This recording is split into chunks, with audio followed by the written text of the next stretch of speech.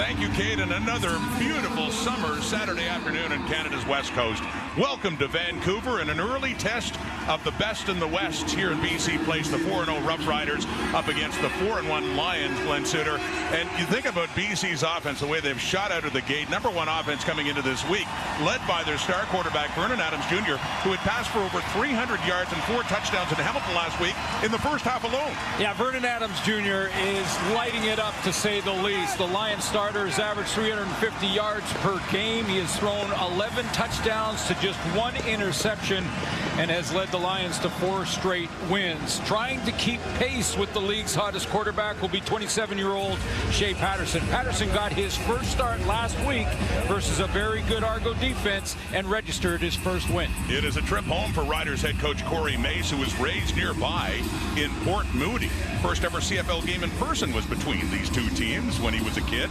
Rick Campbell, another good start for his BC Lions in his 4th season as head coach there. They bounced back nicely after losing their opener in Toronto a month ago. The Lions won the toss.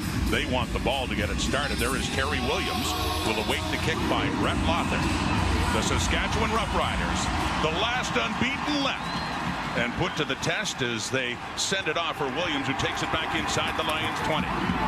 Across the 30, and he is tripped up as he gets just across the 40 by Zacoby McLean. There's Vernon Adams getting set to go to work again. What a job he did last week in Hamilton. Well, his pace is incredible. I mean, this is the first third of the season, 6 games in. This is game number 6. Look at the numbers, 1,752 yards. Mentioned the touchdown interception ratio off the chart, and they're on a 4-game heater. Their first possession at Tim Hortons Field last week, 4 plays in, touchdown pass to William Stanback. Second possession, touchdown pass to Justin McInnes. They were off and running early on in that one against the Ticats. Here we go. Pressure coming, and it's an incomplete pass intended for the leading receiver in the CFL coming into week 6, Alexander Hollins. I want to really highlight any of the starters on the offensive line for the Lions, because collectively they've done a nice job over the last 4-game win streak. They gave up 6 sacks in game 1, just 2 since then, and there's one of the hottest receivers in the league in Justin McInnes, which will create a nice matchup in this one. McInnes against Roland Milliken. 2nd and 10. The Lions starting at their 40. Pressure coming, and they get to Adams, but he gets away and gets rid of it. Deep, caught, first down and more. Aiden Eberhardt all the way down to the Rough Rider 15. Big play VA indeed. A 55-yard pass to Eberhardt. Well, his ability to escape, he doesn't do it a whole bunch throughout the game and throughout this season, but when he does, he makes the big plays on the move. This is Vernon Adams escaping the pocket. Looked like he was caught for a loss. He gets it down the field, and now it's a scramble drill. Aiden Eberhardt in his 2nd year out of Wyoming, and that catch gets them down just inside the Rider 15. Lions quickly on the move, taking the handoff, and down he goes. Anthony Lanier got him, and Adams just did not have time to get rid of it. He was sacked twice, Adams was, in Hamilton last week, and before that you have to go back to week 1. Well, this is a change on the defensive line. We'll get to the starters for Saskatchewan in a second, but Anthony Lanier is bumping out to replace Malik Carney. He gets involved early. Normally plays in the inside, but the Riders, yes, to your point, have had a lot of injuries up front heading into this game. 2nd and 15 after that loss of 5. Back to the Rider 20. Adams to throw again. More heat. Dumps it off to William Stanback, who gets it down inside the 10. But not enough for a first down. It'll be a field goal situation coming up here for Sean White. We saw William Stanback, the receiver, a little bit more last week in Hamilton. Yeah, had a real nice catch, got out of the backfield and down the field for a 40-yarder. But you know, he can do that, but he is still that tackle to tackle, in between the tackles runner, pounding that ball, and nice balance to the BC Lion offense, Vernon Adams. Sean White was 3 for 3 last week, perfect on the season. In fact, he is now the BC Lions all-time record holder for consecutive field goals made. He passed Paul McCallum last week. He's made 32 straight, looking to make it 33 and extend the Lions franchise record. for the veteran 38-year-old from White Rock, BC. 3 on the board. So quickly the Lions move down with that big play. Dave Eberhardt. Shea Patterson won his first ever CFL start last week against the Argos.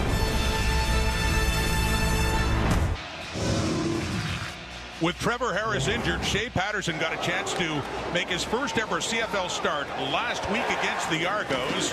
Went 19 of 33 for 233 and a touchdown pass, no picks. Yeah, and I think the most impressive part of that start were the final 2 first downs that he needed to generate to seal the deal. That was a one-possession game, and he needed to go out and make a couple of plays late in that one to get the win, and he got it done. Excuse me, 15 of 23, 192 in that touchdown pass to Samuel Emelis. So here we go in the ground. And one area that just has not been working yet for the Riders is the running game, with the addition of A.J. Ouellette, who's only averaging 3.4 yards a carry, and he stopped for a loss. Yeah, I think, last week he did just enough. I mean, just shy of 200 yards passing, as you mentioned. That's his overall numbers, coming in often off the bench. But in that game, 192, but did not throw an interception. Didn't make the big mistake in that game that cost the Riders. Which is an important thing for a team that is far and away leading the turnover ratio. That's really helped them this year in the CFL.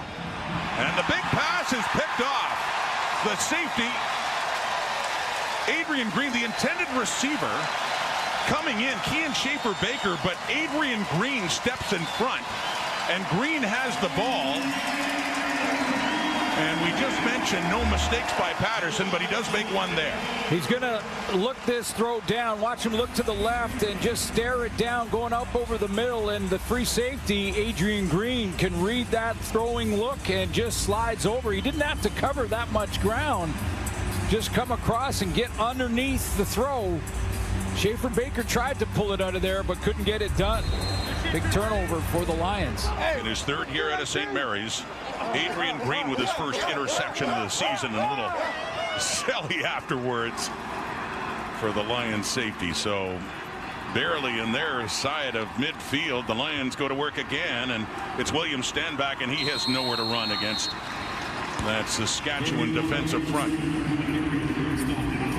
Well, with Malik Carney out, that's what we just mentioned. They're going to move Anthony Lanier out to the end. He's played there before and can do it well. Miles Brown will play in his spot inside. The leader in that front 7 is no question Jameer Thurman. Been a big difference maker for them on defense, and maybe the best halfback in the league. And I know it's early, with a lot of due respect to some good players out there, but the best halfback may just be Roland Milligan right now.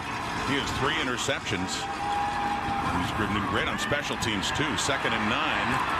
Flushed out of the pocket. Throwing, nearly picked off by Roland Milligan. Got his hands on it. Falls incomplete. 3rd and long coming up for the Lions. Don't see this very often with the red-hot Vernon Adams, but he was off the mark on that throw.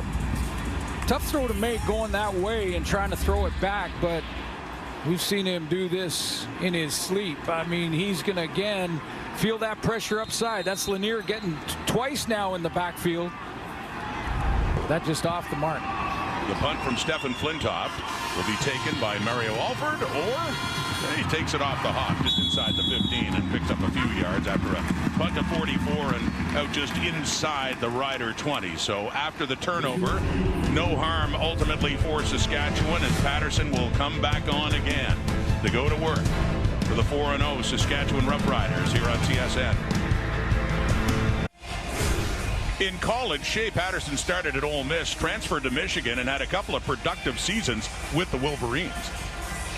Yes, he did, and throwing for almost 6,000 yards in a couple of years at Michigan, and has been around the CFL. Yeah. Some time in here in BC. That's where it started with the Lions, right?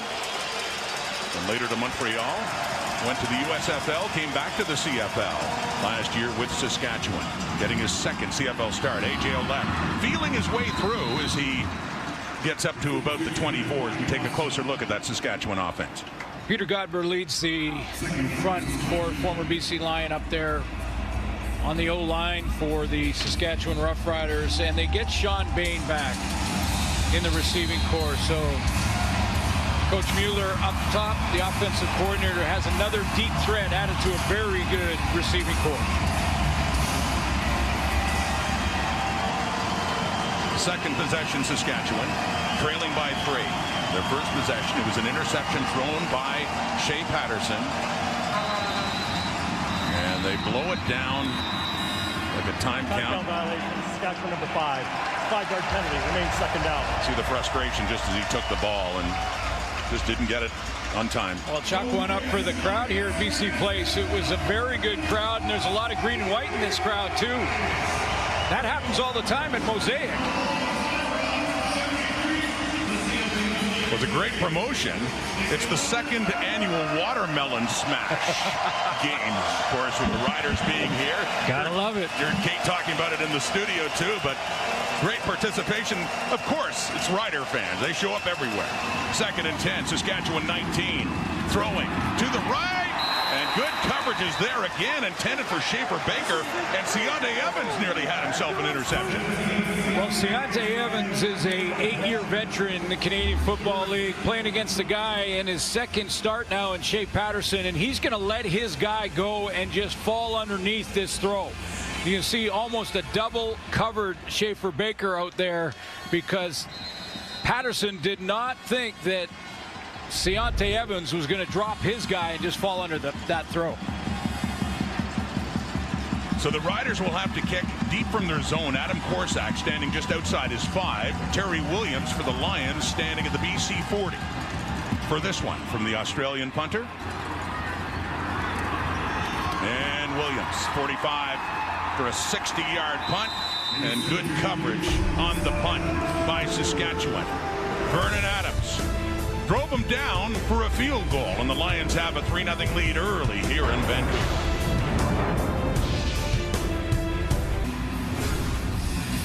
Mentioning the Lions leading the CFL in net offense coming in, led by this man.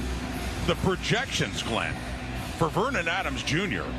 right now over 6,000 yards passing, but he is leading in a lot of categories. Well, you take a look at that second column, the 20-plus yard completions. Those are big chunk plays. He's been the best in the league at that, and that's the challenge for this Rider defense here tonight. He's got a completion already of 55 yards to Hayden Eberhardt. Shorter pass that time. It is caught midfield, and advancing a little bit further is Alexander Hollins. The leading receiver coming into the week, Tyson Philpott passed him earlier this weekend, but only about 30 yards away from moving in front again. Well, he's going to line up over there on the short side a ton in this matchup, and you're going to see Milligan against him occasionally when they run change motion, or Justin McInnes in that matchup. Two red-hot receivers. A gain of 9. So it's 2nd down and 1 as Adams stays in short yardage. He did not get much. Nelson Lacombo and CJ Rivas pushing him back. And we'll see where they spot the ball on this. Now, as mentioned, it was a 2nd down play. Yeah, and that's why they left Vernon Adams out there, because on 2nd down he can do really anything. Now they're going to jam the line of scrimmage and pull him back. They usually put David Mackey in the game. He takes a direct snap on short yardage. They've done that the last couple of weeks. So Adams stays in the huddle. He actually lost a little bit there. It's a full yard just inside the Rider zone. It is Adams under center. Goes right. Gonna throw. Open receiver McInnes. 1st down and more. They got the Riders on that one. Deontay Williams takes McInnes down, but a big 1st down as they fool the Saskatchewan defense on that 3rd and 1 and a pickup of 38. How about Jordan Maximic selling this play by putting Vernon Adams in a short yardage situation on 2nd down first? So nothing is unusual to leave him out there, even though David Mackey over the last couple of weeks has done those 3rd down short yardage plays, and then they fool that defense with the deep throw to McInnes. We saw McInnes open a lot last week in Hamilton, but certainly open there as BC tricked the Riders, and they're down to the Saskatchewan 16, knocking on the door again, throwing again, and reaching up for it for the completion is McInnes. He had a career game last week against the Ticats. This is his wingspan. Example of what McInnes brings as far as just overall reach. He had to climb the ladder and go up and get that, but hard to overthrow Justin McInnis. He had 10 catches for 144 yards and 2 touchdowns last week in their victory over the Ticats. And a former Rough Rider, too. Saskatchewan drafted him. But they were injury-plagued seasons in the green and white. Taking off here with BC. Throwing again McInnis's way. And down near the 5. It was a 2nd and 6 play. And looks like a 1st and goal coming up here for BC. This time David Mackey was in there at fullback, and Vernon Adams waits for Mackey to try and draw some coverage out in the flat before he knifes it in to McInnis in between coverage. C.J. Avery very close, but the needle threaded by number 3. So Mackey is in, as you mentioned. Williams stand back in the backfield. It's a 1st and goal from the 5. Lions lead by 3. A chance to make it more. Faking to stand back. End zone. Touchdown. As Justin McInnis adds to his impressive total so far this young season. Vernon Adams looks like a guy who's been throwing for 350 a game of late with just great confidence. It doesn't matter if his receivers are covered, because Justin McInnis on this touchdown throw was covered. And he was covered well. I'm not sure you can play it any better. There were 2 linebackers underneath, had a chance to tip that, and 2 DBs in behind. And again, Vernon Adams just knifes in the ball, and McInnis another touchdown. 6 plays, 63 yards in just under 4 minutes, and another McInnis touchdown, his 3rd in 2 weeks. And he came in 3rd behind his teammate Alexander Hollins and Tyson Philpott for receiving yards in the CFL. Come on, be on camera. Put him on camera. And that was the 12th touchdown pass thrown by Vernon Adams. He'd been tied with Bo Levi Mitchell coming into this game in that department. All day. So another category. He's the sole leader in touchdown passes thrown this season. Vernon Adams Jr. And there's an injured rider still down in the end zone.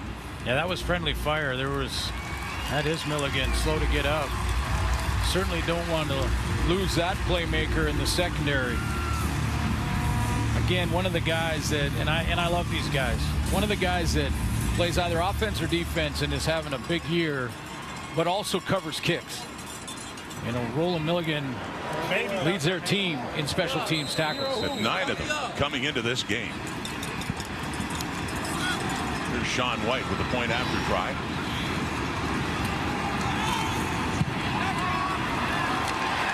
Up and through it goes for Sean White. Well, McInnis and Adams, they had a lot of success working together last week. So far in this game, they strike again and a 10-0 lead, BC.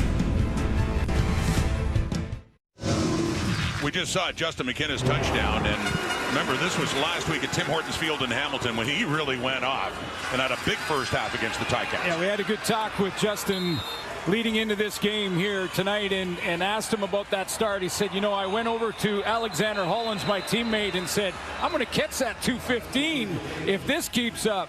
And they get him started and going early here. Vernon Adams trusts him even if he's covered, and that was good coverage. And again, friendly fire there. Nelson Lacombo and Roland Milligan colliding with McInnis in behind him. Not distracted. Great strong hands. Came into this game 3rd in the league in receiving. He's now well over 500 yards receiving in this week 6. And that touchdown with a 10-point lead for BC. With Alford back again for this kick by Stephen Flintoff. So overall, 2 scoring drives, some big plays involved for the Lions. A similarity to last week. They're moving quickly here to get in front by 10. Alford takes it down inside the 10 for the Riders. Has some room. Here we go. And Mario Alford gets it up across the Saskatchewan 45. A 41-yard return as back comes Shea Patterson with more. Let's go down to the field level now and say hello to Chantel Chan.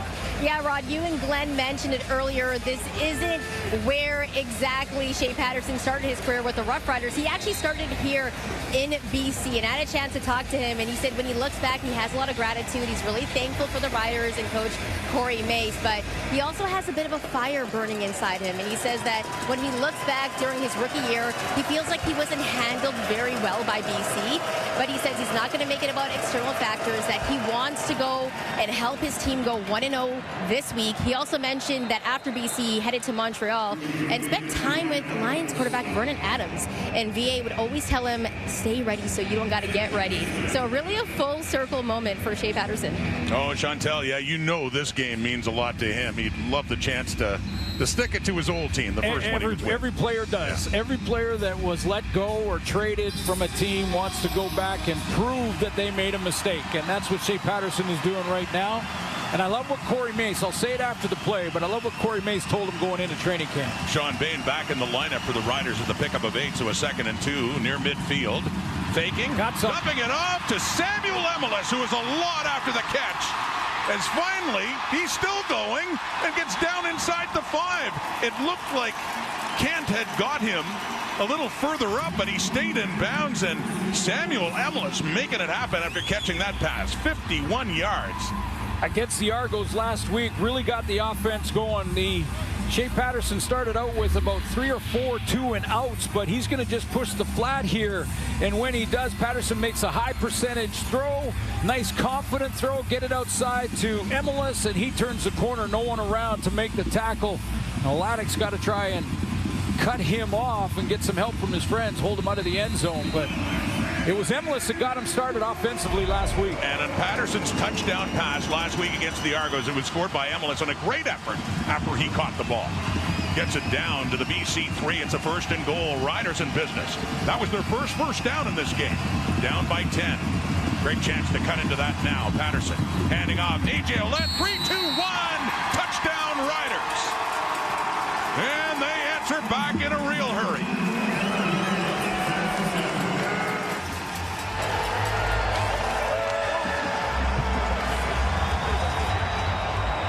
This drive to answer the score from the BC Lions starts with a big return from Mario Alford. We have great returners in the Canadian Football League, and even if they don't score, you get it to midfield, the confidence of the quarterback. Even a guy in his 2nd start comes out, he's so much more confident. A couple of high percentage throws, nice run after the catch for Emelis. And the Riders cross the goal line.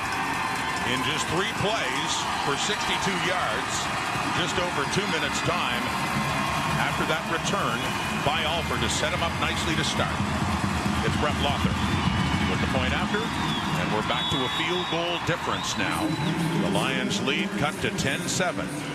And A.J. Ouellette is mentioning not having the average that he'd been used to before, and still they try to get that running game going, but put on big 45 down in close to the end zone, and they get that touchdown. Well, A.J. Ouellette needs a block at the point of attack, and he's going to get that from left tackle Trevor Reed. Trevor Reed's got to get that outside defensive end and turn him. As long as he occupies big on big right there against the D end, he allows A.J. Ouellette a spot to get it across the goal line. Coach Mueller, nice high percentage throws. Keep your quarterback that's very young confident, and finish off with a power back in A.J. Ouellette. And once again, set up with a big play from Samuel Emelis, who certainly helped his quarterback out last week against the Argos too. Okay, Terry Williams, you're up. Could it be one of those games? We've seen a few of them this season. Well, last night was... Yeah, Calgary and Winnipeg, what a game. Wow. Terry Williams inside the 25. We're going to do what Alford did. Get something, you got up to 35, but mentioning that Emelis play, let's have another look at what he did after he caught the ball. Well, just a lot of early motion, and it catches the BC Lions defensively without coverage over there. They're outnumbered 2-1. Corner was in press, and Emelis has an open lane to just take off on that throw and get it down inside the 5. Flag for illegal block on the Lions on the kick return, so that pushes them back to their 25 to get things started. There's Vernon Adams back on the field for that Lion offense, off to a 7 of 9 start for 129 yards, and the touchdown pass that he threw as well to Justin McInnes. With Williams stand back behind him in a 1st and 10. 25. Play fake. He's going to run. Adams takes off, has lots of space, and he slides down around the 40, and a 1st down, BC. Left side for Vernon Adams opens up big time here, but he gets outside, and you know, based on the last week and some of these controversial hits when the quarterback slides feet first, Vernon Adams does it early enough so the Rider defenders don't hit him and draw a penalty. That was over the top from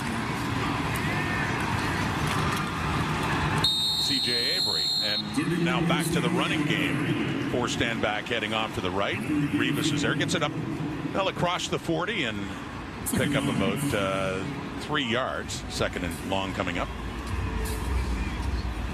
This Rider defense has been able to turn the ball over a ton to start this campaign, leading the league with a +10, and may need to generate a couple against the red-hot quarterback.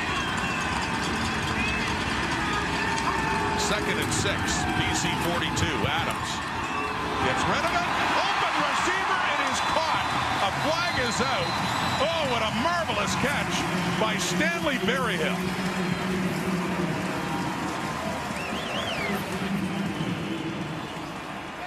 And they're marching it off.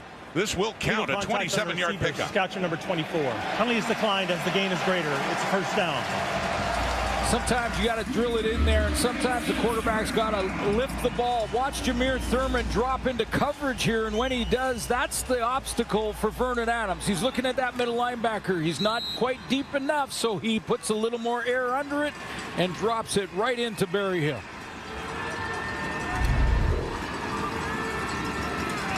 To the frustration of the head coach and defensive coordinator Corey Mace. More pressure coming. Gets rid of it. And that one is complete. A shorter game that time for Alexander Holland. Or excuse me, that's Berryhill again. Back-to-back catching. Yeah, tough to get the actual personnel matchups a defense might want to get because they move their receivers all over the place. We'll see in this quarter we've seen McInnes playing with Hollins in the short side of the field. That time it was Berryhill into the short side of the field. Stanley Berryhill in his 1st year out of Arizona came in with 8 catches for 85 yards and a longest of 13. And in this one has 2 for 30. 2nd and 7 from the 37. Pressure, and down he goes again. This time it's Micah Johnson with his 3rd sack of the season to lead the way for the Riders, and the 2nd sack for Saskatchewan in this game. And that was on the last play of the 1st quarter. Adams has been kept pretty clean in the pocket since week 1. Not too clean on the walkway there with the watermelon being smashed. Touchdown McInnes, touchdown Ouellette. We got a game. 3-point difference after 1. Just a great promotion by the Lions here to involve the visiting fans in their watermelon tradition. This is the Watermelon Smash game, the 2nd annual, and lots of events. And the president of the Lions, Dwayne Vanneau, getting involved with a nice toss there of the watermelon. But this was all going on right outside the stadium before the game, and a great idea by BC. Well, it was jam-packed out there. A couple of bands at the street party, a lot of green jerseys, and some beverages out there too with the watermelon theme. I'm told these wonderful watermelon mojitos, free of the rum, I'm told. Yeah, that's too bad. I guess because we have a job to do. But anyway, thank you for the drink, and yeah, to the watermelon, and a nice tribute for the Lions as they welcome in the Saskatchewan Roughriders, and they're leading them to start the 2nd quarter. It is Sean White with a 50-yard attempt. Flintoff puts it down, and he gets another one. That is 34 now. 34 straight to continue that BC Lions franchise record. Not an easy one, 50 yards away, but what a kicking machine Sean White has been, especially in his latter years, and by percentage up there with Lewis Ward and Rene Paredes, not for just contemporary kickers. We're talking all time right now, and they're all still going. Well, he hasn't missed. That's not bad. Hasn't missed this year. Yeah, I've always thought that perfect is a word that shouldn't exist. It's like a unicorn. But I guess it does exist for a couple of kickers in BC Lion history. He was close to perfect. The legend. Yeah. Louis absolutely. Pasaglia, quarter century. Sean White has said, and he's a young 38. He says Louis went to age 46. He wants to keep going then. Sean White has said he wants to keep playing and break Louis' age record as well. That's off to the right to Kean Schaefer-Baker on a first down for the Riders. Now a 13-7, a 6-point lead by BC as you look at Shea Patterson. Well, you gotta like the game plan for Coach Mueller with Shea Patterson. Just start number 2 for Patterson and not asking him to do too much, not looking too far down the field, holding the ball long in the pocket, want to keep the confidence high, and he's got playmakers that can make it happen after they catch those short routes. So with Saskatchewan now in Montreal, the quarterback room include Trevor Harris and Vernon Adams Jr., who was hurt at the time. 2nd and 5. Off to the right. That is caught.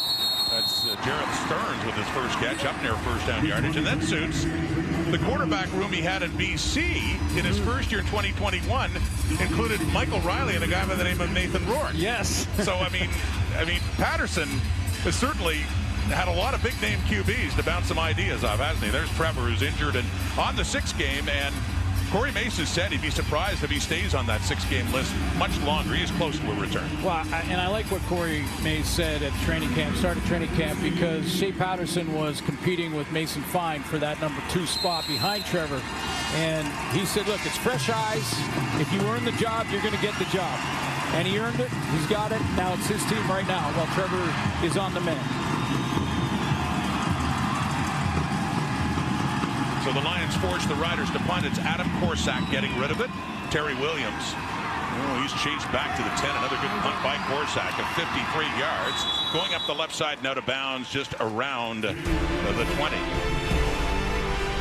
Well, CFL on TSN will continue tomorrow as Week 6 will wrap up with the Ottawa Redblacks heading to Edmonton to face the winless Edmonton Elks, who have been so close in these games. They've lost by a couple of walk-off winners to Toronto and then here at BC Place. For the Elks, will they finally get in the win column? Ottawa Redblacks there. You can watch that 7 Eastern, 4 Pacific from Edmonton on TSN. He's looking at being through 6 weeks of the season already in the books as of tomorrow. Vernon Adams Jr., 9 of 11 for 159. And the touchdown pass in the first quarter to Justin McInnes.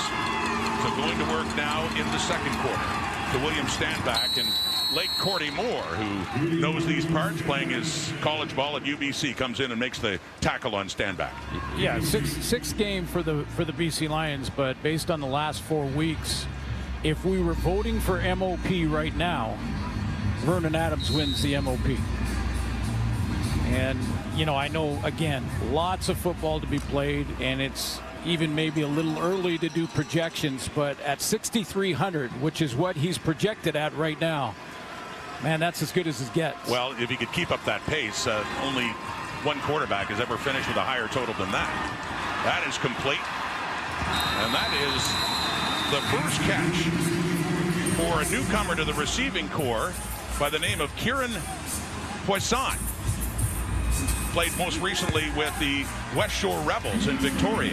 Getting a chance to play for Javon Katoy, who was a last-minute scratch here tonight and played for those West Shore Rebels over on the island. He's going to have a whole bunch of people from Vancouver Island watching that, a whole bunch of his fans watching that game in late August when BC will host Ottawa over on the island. Territorial pick for BC. Kieran Poisson with the catch. 1st and 10. And that one falls short of the intended target, Alexander Hollins. Well, you mentioned it. There was only one guy that if Vernon Adams stays on this pace, which would be 6,300 yards, 40 touchdowns, and just 4. I mean, it's off the charts. And it's going to even out, but the record is Doug Flutie. And Doug Flutie got to 6,000 twice, two different teams. And that was when Flutie was with BC. Yeah. That was his first full season, I believe, in the CFL. And there were some overtime games that year, too. I think there were 3 or 4 overtime games for the Lions that year. So 2nd and 10, BC 31. They have a 6-point lead. 4-man rush, pump fake. Over the middle, it's caught. McGinnis wide open again. Inside Rider territory. They take him down inside the Saskatchewan 50. Well, the challenge for that second level is that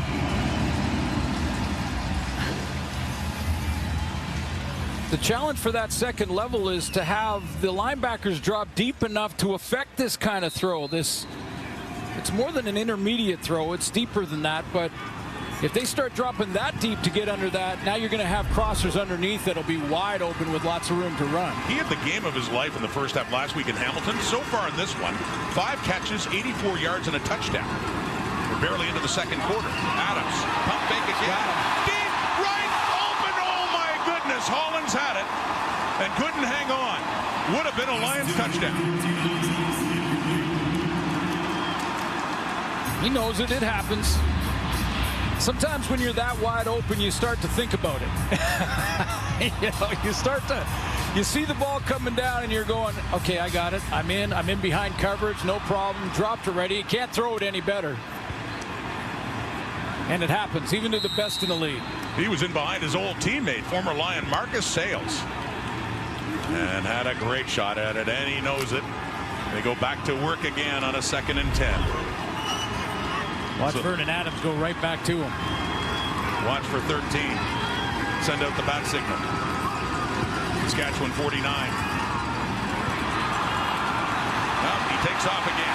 Has the first down and slides again at the 35. And a flag comes out. We talked about Adams in the slide and defenders wanting to be very careful. We've seen that recently with hits on the quarterback as they're getting major foul, unnecessary roughness. Saskatchewan number 24. 15 yards out of the end of play. First down, BC. C.J. Avery is caught in a bind. You'll see him in a second to the left of your screen because Adams got nice protection, just 3-man pressure, so he's going to have more time. Now stop it there. See, now you've got a basically linebacker tweener DB that has either got to cover or go after Vernon Adams, and he's wrong either way.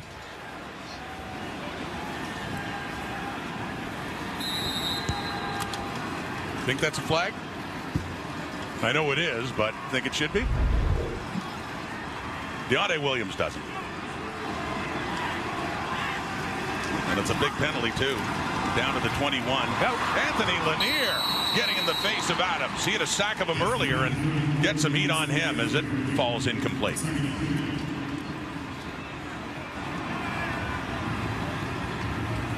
Vernon Adams just saving the loss there. Anthony Lanier has been in the backfield 3 or 4 times in this first half. Not just straight run to the quarterback that time. He played out there a bunch last year. Inside and outside. Lanier. An injury is pushing him back out. Saskatchewan 21. 2nd down. And had a target, Berryhill, but it goes over his head. And looks like Sean White will be coming on to see if he can kick his 3rd field goal of this game. Frustrated for Adams. Sorry, Rob, but give credit there to the pressure again. I mean, that was the pocket collapsing around Vernon Adams. He really couldn't step into that throw, couldn't get the accuracy that he wanted. Sometimes it's not a sack that is the difference. It's just the guy right in your kitchen. Makes it a whole lot harder. Sean White, he's alone with the 3rd best consecutive field goal streak in CFL history. Rene Paredes, 2nd at 39. Lewis Ward first at 69. But that makes it 35 straight. 3 for 3 is Sean White. 3 more points on the board for the BC Lions on a beautiful day in Vancouver. After the play, 2 years ago, the #1 quarterback with the BC Lions and a sensation was Nathan Rourke. This is what he did in 21 and 22 with BC. Remarkable completion percentage and all those yards. He was top Canadian in 2022, despite missing some of the season with an injury, and then went off to the National Football League. But before he does again to the New York Giants this time, pleased to be joined by Nathan Rourke.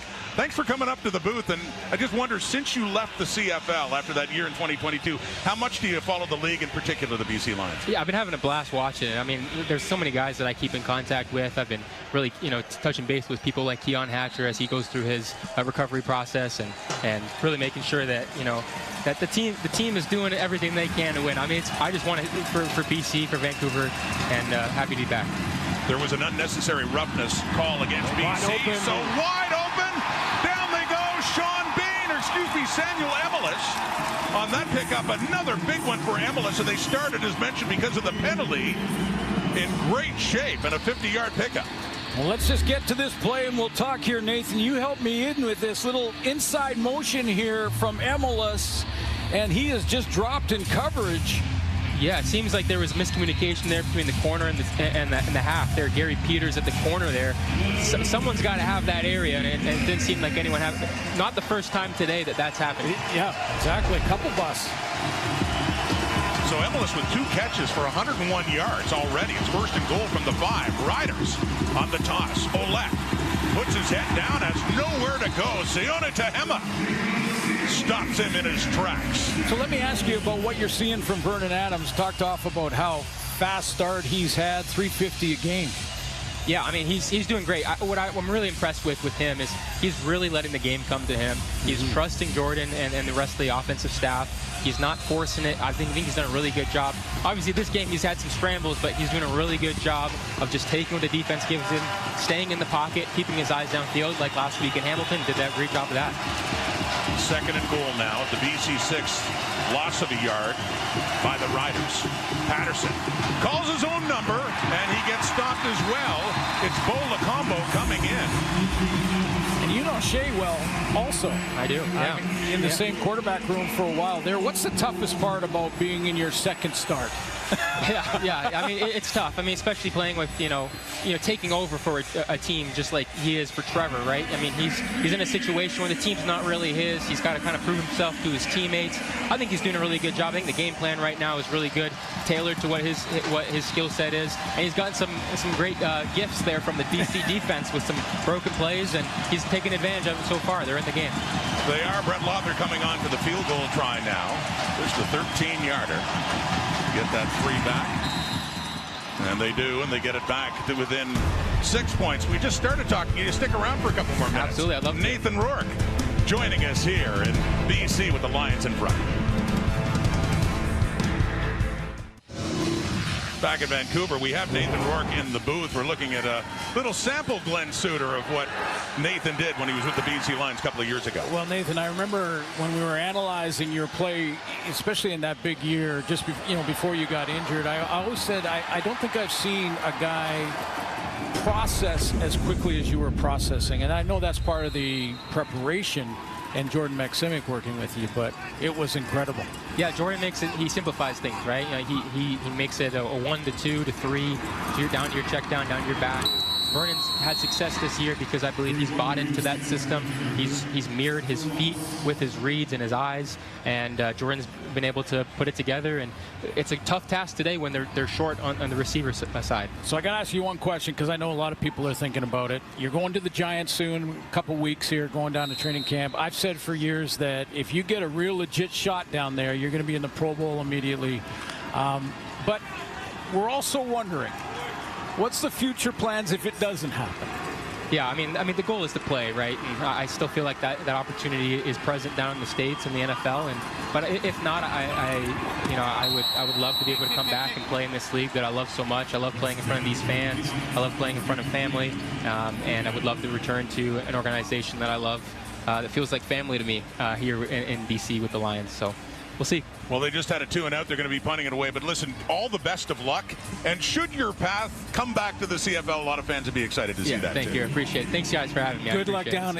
You get a shot. You're in the Pro Bowl. Thanks, yeah. And you're on our Olympic team too, by the way. Don't let them take you. He's lobbying hard for that. He has been for a while. Nathan Rourke of the New York Giants joining us upstairs as BC punts it away. Stephen Flintoff, Mario Alford, 25, and Good stand by the Rider defense as they had gotten 3 points closer. 16-10 game. Back in a moment at BC Place in Vancouver. Great White's got to come in off the top rope for that one, I think. 16-10 BC. Entertaining game. They've gone back and forth. Patterson, little pump fake and is taken down. The Lions asserted themselves early with a couple of scores, and Riders have had one big drive that led to the touchdown, but Patterson down there, second down coming up. Well, Patterson has used the short game, and this time he wanted to pump fake it down here to Schaefer Baker and go for the deep ball and see if he could fool Gary Peters. There's been a couple busts. Excuse me, it was the inside receiver was Schaefer Baker, but you can see down the field, if he had time to throw, he might have had some.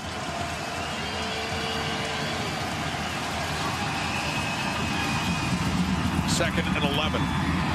It's caught, but a good tackle in the open field there by Manny Rugamba on Samuel Emelis to force a third down for Saskatchewan. Yeah, it really was, because that's a tough pattern to cover. I mean, you're even if it's a shallow route, that receiver has got a little bit of a pick action happening. That starts it out, and then he sprints across the field, and it's really tough to track down a guy like Emelis in that. So that's a big tackle. He turns that corner there. He gets the first. So Adam Korsak back to punt it away in the 3rd and 6. BC 4:22 and counting will get the ball back here in the first half with a 6-point lead.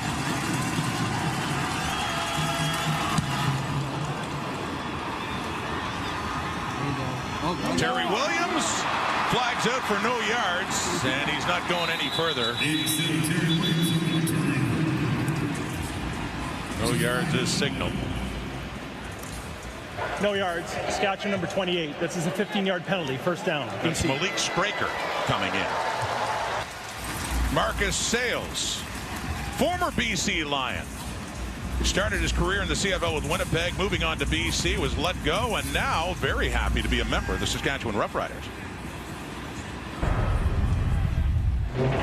Everything about Regina just feels like playing for the Lakers. You know, everybody knows you. They know you by face. You know, they come up to me and just are so excited that, you know, I've been able to make plays and just, you know, they just bring the spirit and the energy of being out here. And, you know, I couldn't ask for anything more. You know, just the culture that we have in Regina is just everything that you need to have like a winning culture and just feeling like, you know, this is going to be our year. So, you know, I love everything about it. Marcus Sayles, a Grey Cup champion with the Bombers back in 2019, an All-Star with the Lions in 2022, and now with the Riders. Pressure on Adams again. 3rd sack for Saskatchewan. They are getting to him, especially Anthony Lanier with his 2nd sack of this game, and they push BC way back. Well, yeah, and again, it's not exotic blitzes that are getting the pressure on Vernon Adams. This is 3-man pressure with an add-on late from C.J. Avery, but Lanier is camped a tent in the backfield. He was double-teamed initially when Adams moved, sliding along, gets the sack. Anthony Lanier. And a 2nd and long now, 17 to go after that loss of 7 yards for Vernon Adams. Has time, looks left. It's caught in a crowd. And you know who, McInnes, having another day as he goes over 100 yards receiving. First down on a 2nd and 17 play. And that just feels like a kick to the gut for defense when you're 2nd and 17 and McInnes comes up with this. At it again, 109 yards receiving. We're still in the first half. The BC Lions have the mullet barbershop this evening, so does TSN. This is our lighting guru, Seth. He agreed to the Mackie mullet. We tried to get him to do the Olette, but this is looking sharp. Looking good, Seth. Looking good. Full reveal at halftime. Oh, Seth, I like your spirit. Although I don't know, I was been giving this some thought. Is it the Mackie or the Olette? Now, I got to let my hair grow out a long, long time, but I was thinking of the Olette. You like the what do you think? Like full gray. Well, how would that look? Yeah, but Rod, how long do we have? I mean, like, have you seen AJ Olette's hair? Like, come on. It'd be long after my retirement, but it'd take me a while. Another big second down here for the Rider defense. We just saw a shot of Lake Corte Moore, who's another one of the mullet models. That was another possibility too. More reachable. 2nd and 7. The Saskatchewan 39 for Vernon Adams. Completes it. Another first down. Aiden Eberhard with his second catch. His first one went for 55 yards, setting up a touchdown back in the first quarter. I think some of this game may be coming back on BC for a block that's coming back towards the line of scrimmage. There's McInnes. He's in the slot. And again, as soon as Vernon Adams gets out of the pocket and has the option to run or throw, it is almost impossible. But there was a block down the field, and see what the penalty is. They have not moved the sticks. And it looks like the Lions are going to be pushed back. CJ Avery got up like he was crackbacked. Major foul, peel back block.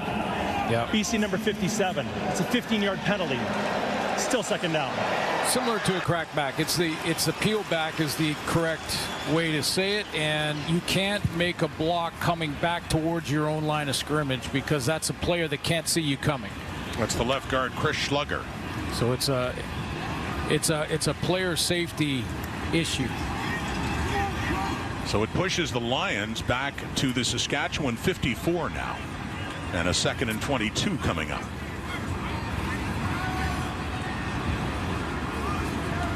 There's Schlugger, who's really helped solidify that Lions offensive line, by the way. Started his CFL career with Montreal.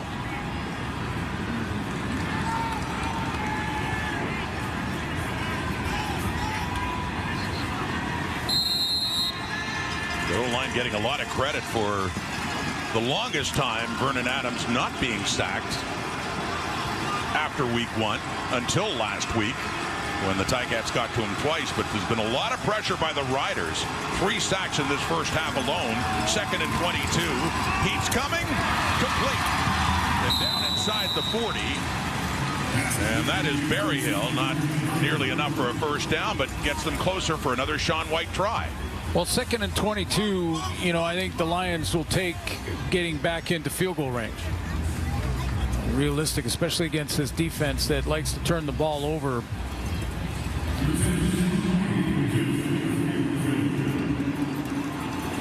Sean White, 38-year-old kicking machine, 3 for 3. And just to go back to that penalty, look at the middle of your screen here. This is a big one for the Lions, and that's the block on CJ Avery that was interpreted as coming back towards their own line of scrimmage.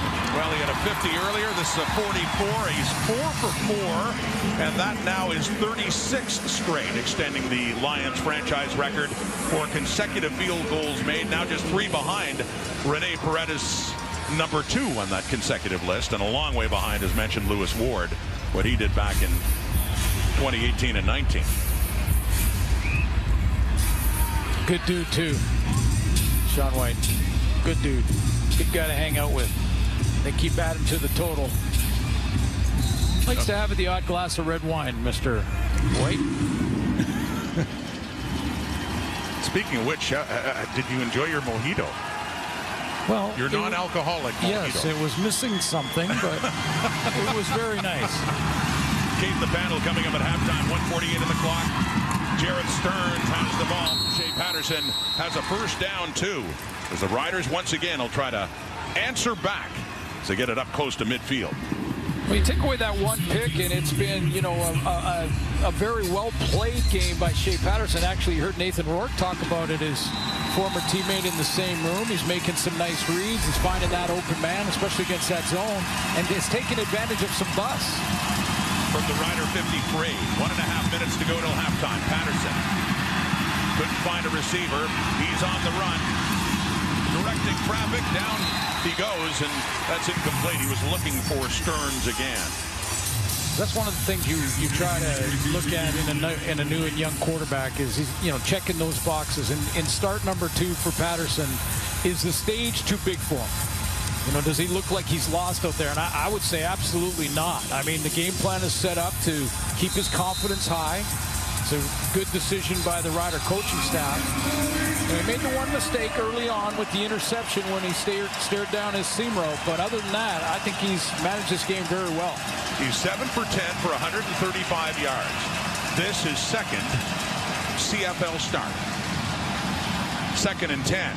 It's caught. It's Stearns down near the BC 50, but still about 4 yards shy of a first down and a little too far. Even with Brett Lother, who's got a strong leg, it would be a long field goal try. The holder and the ball is 7 yards from the line of scrimmage, which is the 51. So about a 58. So it would be a 58-yard attempt. Now Lother does have a leg. As said, with these long ones, the thing you always wonder about is with the if he doesn't happen to get it, and you've got Terry Williams, one of many dangerous returners. It's a long way to go to take him down. That's Manny Rugamba, the injured Lion.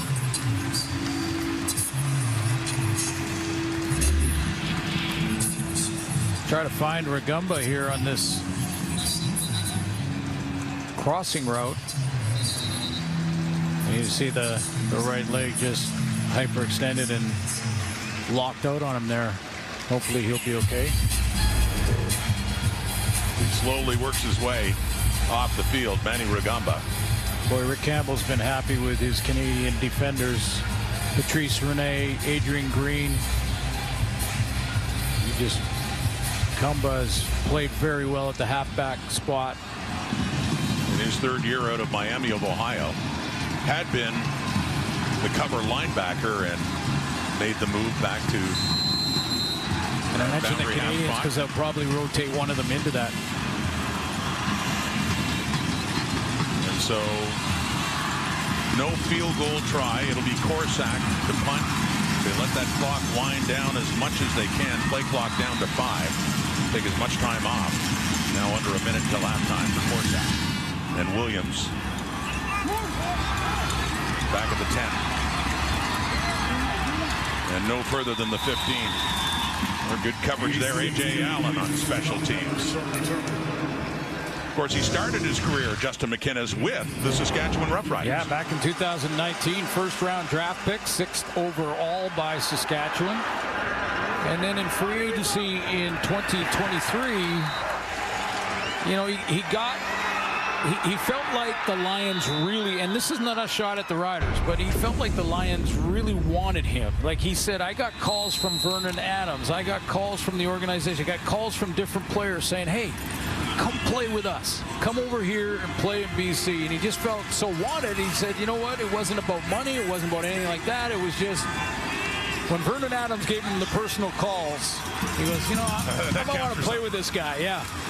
Great year last year and better so far this year. There he is. And there he is again. Oh, what a howl McInnes has had. 42 seconds still. They could easily get into field goal position again. He calls this the benders. Just go down the seam and then bend it in. Sometimes that's almost a 90-degree cut. Sometimes it's like a 45-degree post cut. Or it's just a bender. Just kind of lazy into the middle, and he gets it. From the BC 40. And that one a bit low, and there's a fight for it. And Rider football, the combo, with the looks of things, they're saying they have it. The official, I think, is marking it as a catch by McInnes. They're ruling it a catch for BC. Well, if it's simultaneous, a simultaneous catch goes to the offense. I think that McInnes had control until he hit the ground. That's the correct call. And a gain of 2. Quickly to McInnes again. Adding to his totals as he gets it up to midfield. Still 22 seconds to go on the clock.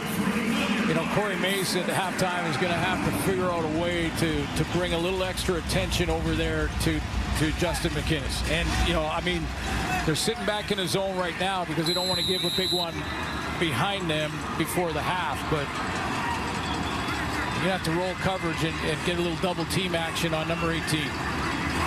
He's outdone himself already last week in yardage. Here we go again. Oh, a brilliant defensive play. Nearly a pick for Roland Milligan. Coming across, it was heading for Kieran Poisson. And Milligan knocked that one away and nearly had the interception. Boy, he has such great instincts coming on, to a throw that is not his guy. I mean, he's over to the outside, almost came up with a catch there, but he covers a lot of territory just instinctually, comes across the middle and knocks that down. Another big defensive play by Zero. It looks like the last play of the half, and it falls incomplete. Still 3 seconds on the clock. Another note about McInnes, by the way, Glenn. Justin McInnes is now the leading receiver in the CFL as it stands right now, not only passing Tyson Philpott, but his teammate, Alexander Hollins. And that time, the Riders did double team. They put Roland Milligan on number 18 underneath and then had help over the top on him as well. That's the play coming across the previous play, but on that last one, they double teamed McInnes, so that's starting to kick in before they get to halftime. He has 9 catches for 148 yards and a touchdown, and 131 last week in the first half. This is the final play of this first half as Adams is just running around and the clock winds down as he goes down. And that should be it for half number 1 as they head to the dressing room. And just favoring that right hand now on that last play. Hate to see that. As he was 17 of 26, 282.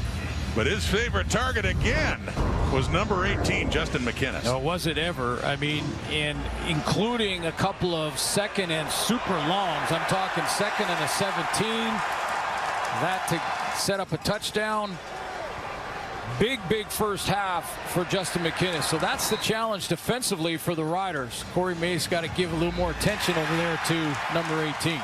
And like the game last week, big first half. Justin McInnes standing by now with Chantel. Justin, first off, congrats, because you tied your touchdown total from last season. You got 5, over 100 yards in the first half, picking up where you left off from last game. Tell me how much confidence you're playing with right now. Oh, all the confidence in the world. I know VA's trusting me to make big plays, especially at the end of the half, and all throughout the game, big second downs, I'm ready to go make them for them. What are you seeing from the secondary right now that Sask is giving you that's helping you, get some space and become open and make those catches? Yeah, they're playing a lot of soft zone, trying not to give up super deep plays, but, when you play the sidelines like that, at least spots in the middle field wide open. Just got to go around and find them and make the catch. This is a gritty Sask defense. You know they're going to make the adjustments. How do you keep this offense rolling? Just got to keep playing physical. They want to come down and hit, but as long as we bring our A game, be the hammer, not the nail, we have a very good chance. Good luck in the second half. Thank you. All right, let's get you back to Kate Burness in the TSN studios.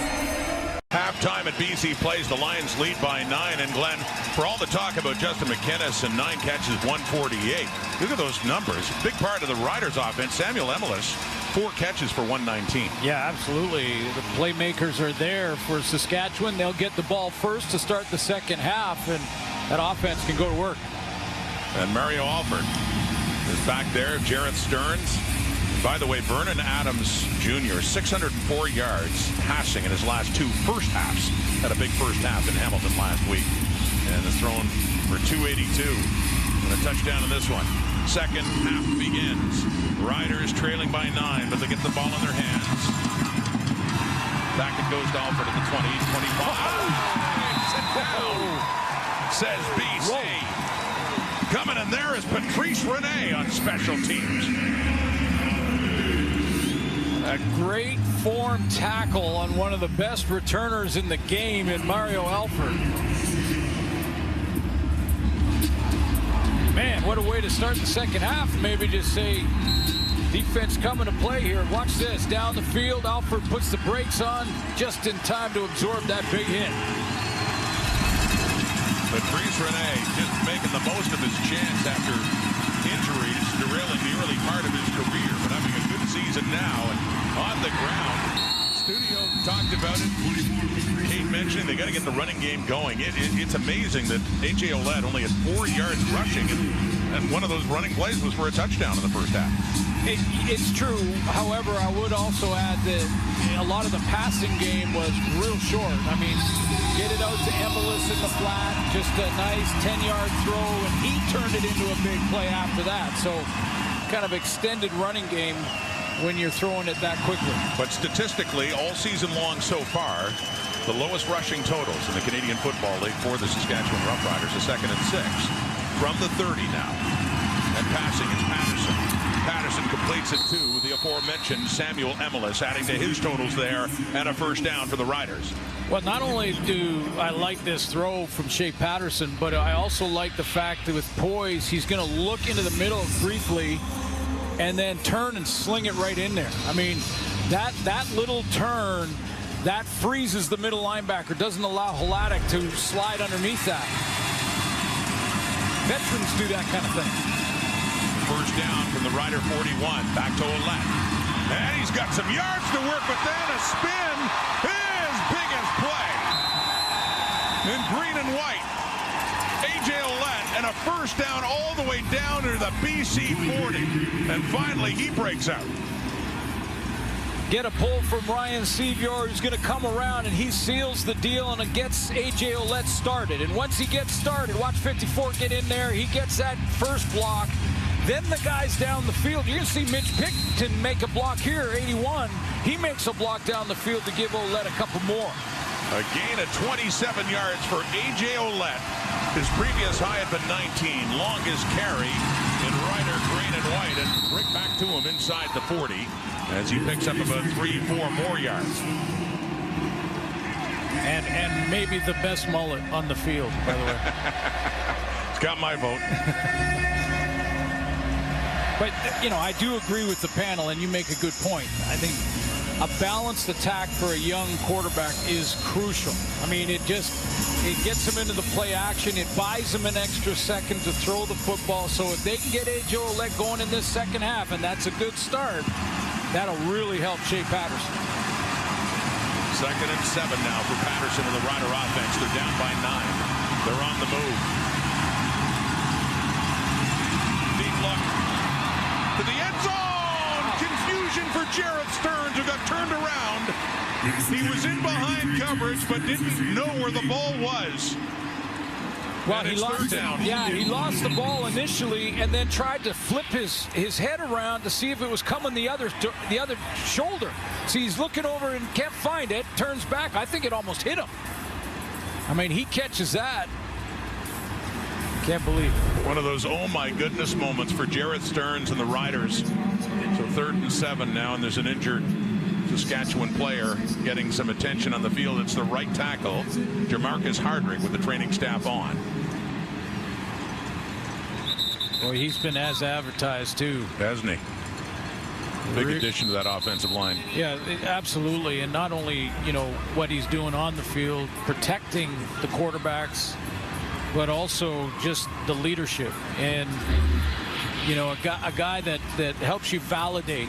You know, he helps you validate the process. So you're in your work week, and you have a guy like Hardrick who's been to all those championships. Go, you know what, guys, we're doing the right things. Just keep with it. That's one of the reasons they're 4-0. And the cart does come on now with Jamarcus Hardrick, the right tackle, still down on the field. We'll take a break here at BC Place. Back in a moment. An awful sight for the Riders. Jamarcus Hardrick, all-star last year, West nominee for top offensive lineman, big free agent acquisition, and needing the cart to come on as he is taken off. And as you talked about, Glenn, had been making a difference up front offensively for the Riders this year. Big time. So they will bring in the extra lineman dressed in this one tonight is Zach Fry, number 67.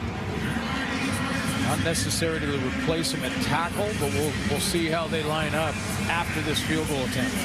So the special teams unit on now. Brett Lother is to try a field goal, be about 47 yards, to see if they can get back to within 6 points of BC.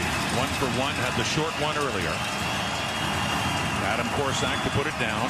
Lother, it's heading left, and it looks like it is wide left.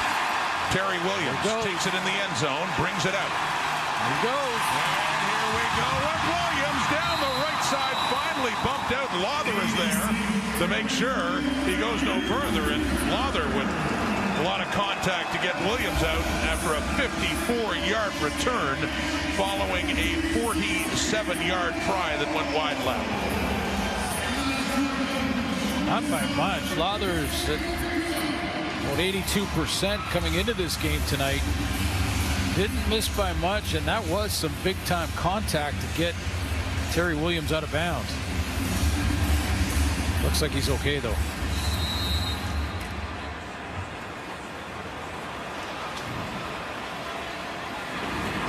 So they'll scrimmage from their 40 now, a 1st and 10. Still with a 9-point lead for Vernon Adams.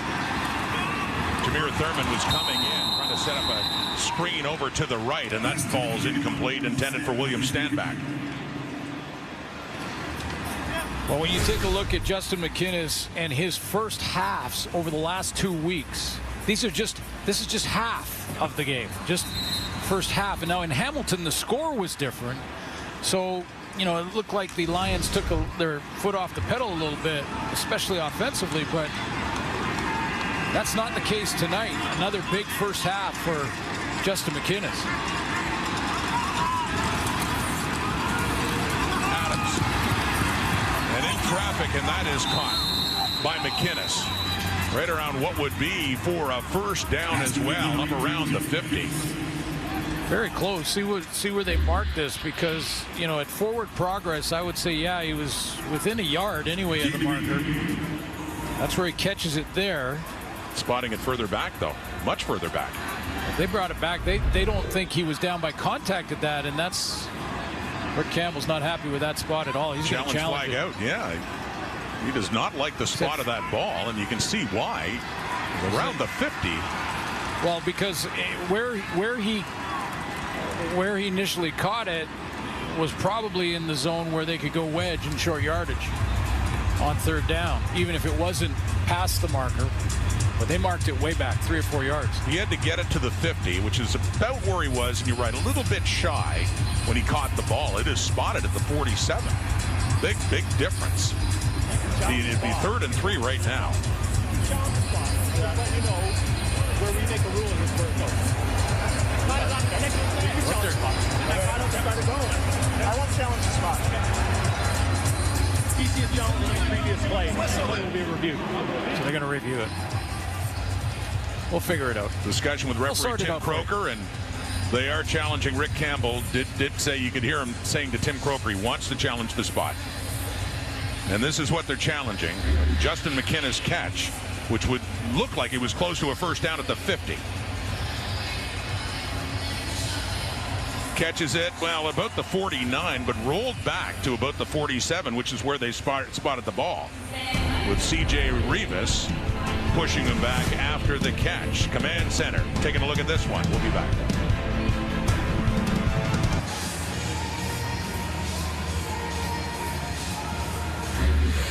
The command center reviewing this play, the catch by Justin McInnes. They marked him back at the 47. Rick Campbell challenging, and here's the ruling. After review, the ruling on the field stands. It's 3rd down. 3rd down and 3, not 3rd down and 1. BC, by losing its challenge, has lost a timeout. Yeah, and not catching it. Yeah. Initially, Then he went down and no one touched it. Initially, I get the challenge from Rick Campbell because it looked like he had possession when he caught it, so that would be forward progress, and then he's down. But what they ruled was that there was movement of the ball. He didn't have control until he got pushed back 3 yards, and then he went down there as well. So that's why it was ruled back 3 yards from the line from the marker. So there you go, back at the 47 now for 3rd and 3, and that's the difference, is they'll have to punt now. Stefan Flintoft is on at his 33. Mario Alford back awaiting this one. Takes it at the Rider 15. Alford, after a 48 yards, gets it across the 25. Their head coach, Corey Mace, from Port Moody, BC, here in the Lower Mainland, and Vancouver home. And another interesting connection, Glenn, that is Eric Fraser, former CFL player with Calgary and Ottawa, BC too, but they were teammates in Calgary, and lo and behold, Eric Fraser's a pilot now, and he happened to be flying the plane that brings Corey Mace and that charter flight and the Saskatchewan Roughriders back to Vancouver for him, his first appearance back home as a head coach. Eric Fraser, they were teammates and roommates Well, and you know, Eric Fraser was a DB, and he was drafted by Calgary, so they were teammates. But he was also drafted in the expansion draft to Ottawa when Ottawa came back. Eric Fraser. So really cool to have those two guys, former teammates, unite on the charter flight on the way. That's cool. And he told us a story, Corey Mace did, when we asked him about his first CFL game as a fan growing up here in the Vancouver area, and it was here against the Saskatchewan Roughriders. Yeah.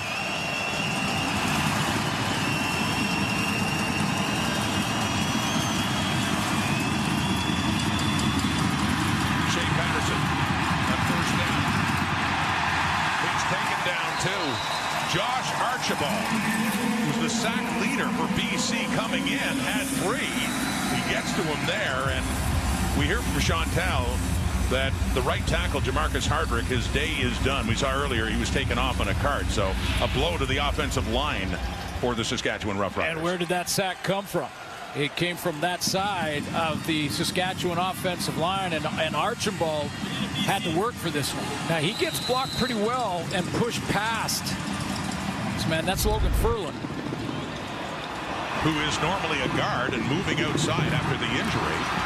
So here, after the punt of 37 yards and the return by Terry Williams, gets it up near midfield. So Adams and the Lions offense quickly back on the field now, and they have the lead. That is Chris Tomofachuk, who's wearing that number 24 jersey. CFL fans, he is trying to break a record in how quickly he can be in all 9 CFL stadiums. To do it in 15 days. The guy beside him is the one who has the Guinness record, and Chris and their friends, he was inspired by him to raise money for cancer. He started in Winnipeg, his original hometown. He lives in Ottawa now, but he started last night with the Stamps and the Bombers, and Chris Tomofachuk is here at this game. And in 2 weeks' time, he's to go to his last one in Toronto. So it's Justin McInnes picking up where he left off inside the 35, and a first down for the Lions on the move. We're going to watch and see what Saskatchewan does with Justin McInnes in this second half. Clearly, they dropped into that zone again. And you heard David Sanchez, former DB, talking about at halftime that, you know, one way to try and limit him is to get press coverage on him, play more man, send more pressure at VA. Well, that is Justin McInnes slow to get up here. He is still sitting down with the medical staff of the Lions out. They appear somewhere in the left leg. Oh, and with the way they're doing that, it looks like they're stretching the calf, which would indicate a cramp. Hot day in here in Vancouver. And he's run about, what, 50 miles tonight? Sure seems like it. Yeah, 11 catches for 177 yards and that touchdown. Well, in the first half, he had 52.4% of Vernon Adams' passing yards. And now it's at 56.9 with that catch. Thank you, John Russin, our stats guy, who is feeding me some great information here on just how dominant Justin McInnes has been. So Johnny Russin right on top of that. And good to see McInnes getting up, and looked like a cramp is able to jog off to the sideline. And you get a sense for his size and wingspan when you see him, and when we saw him in the interview beside Chantal, and just how tall and big a target he is. Well, when we talked to him a couple of days ago, if you could imagine having a game like he had in Hamilton, and he couldn't. That was the game of his life, and now he's trumping that just a week later with what he's doing so far. 1st and 10. Ryder 33. Adams throws, deflected, nearly intercepted. Eberhardt came in. Poisson was in the area too. 2 receivers close by, and it was Eberhardt that got his hands on the ball and deflected it up. Slot receiver, and that's exactly where Justin McInnes into the boundary has lined up. Catchable ball, but McInnes being much taller, that's what Vernon Adams is used to throwing. So incomplete, 2nd and 10. 9-point BC lead in position to add to it. Adams to the right. It's intercepted. Picked off Roland Milligan. Their interceptions leader has another. And was he face masked while being taken down? It looks like it, as a flag does come out. So Milligan, we talked about him earlier, injured through much of last season and off to a great start so far in this one. Intended target is right here, and Milligan on that halfback spot is going to be inside on Berryhill. And watch after this major foul, face mask, BC number 62. It's a 15-yard penalty. It's first down, Saskatchewan. There's the penalty call, and as he came out of his break, Berryhill, he stumbled just a little bit. There's the face mask at the end of it. Vernon Adams continues with the throw, and Milligan coming downhill just continues to run the route. Number 4 on the season. That is number 4, as you mentioned, and number 2 only. Just the second interception thrown by Vernon Adams this season. The first one was back in week 1 in Toronto. Big play, Milligan. The interceptions leader. Little fake thrown to Emilus.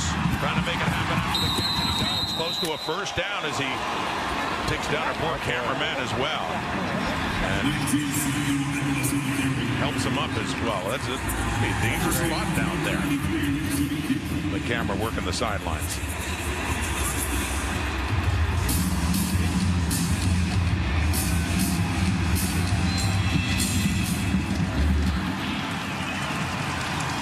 Darryl looks like he'll be okay down there.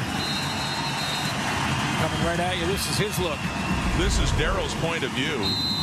And just a second in inches. The BC 34 and a first down for the Riders.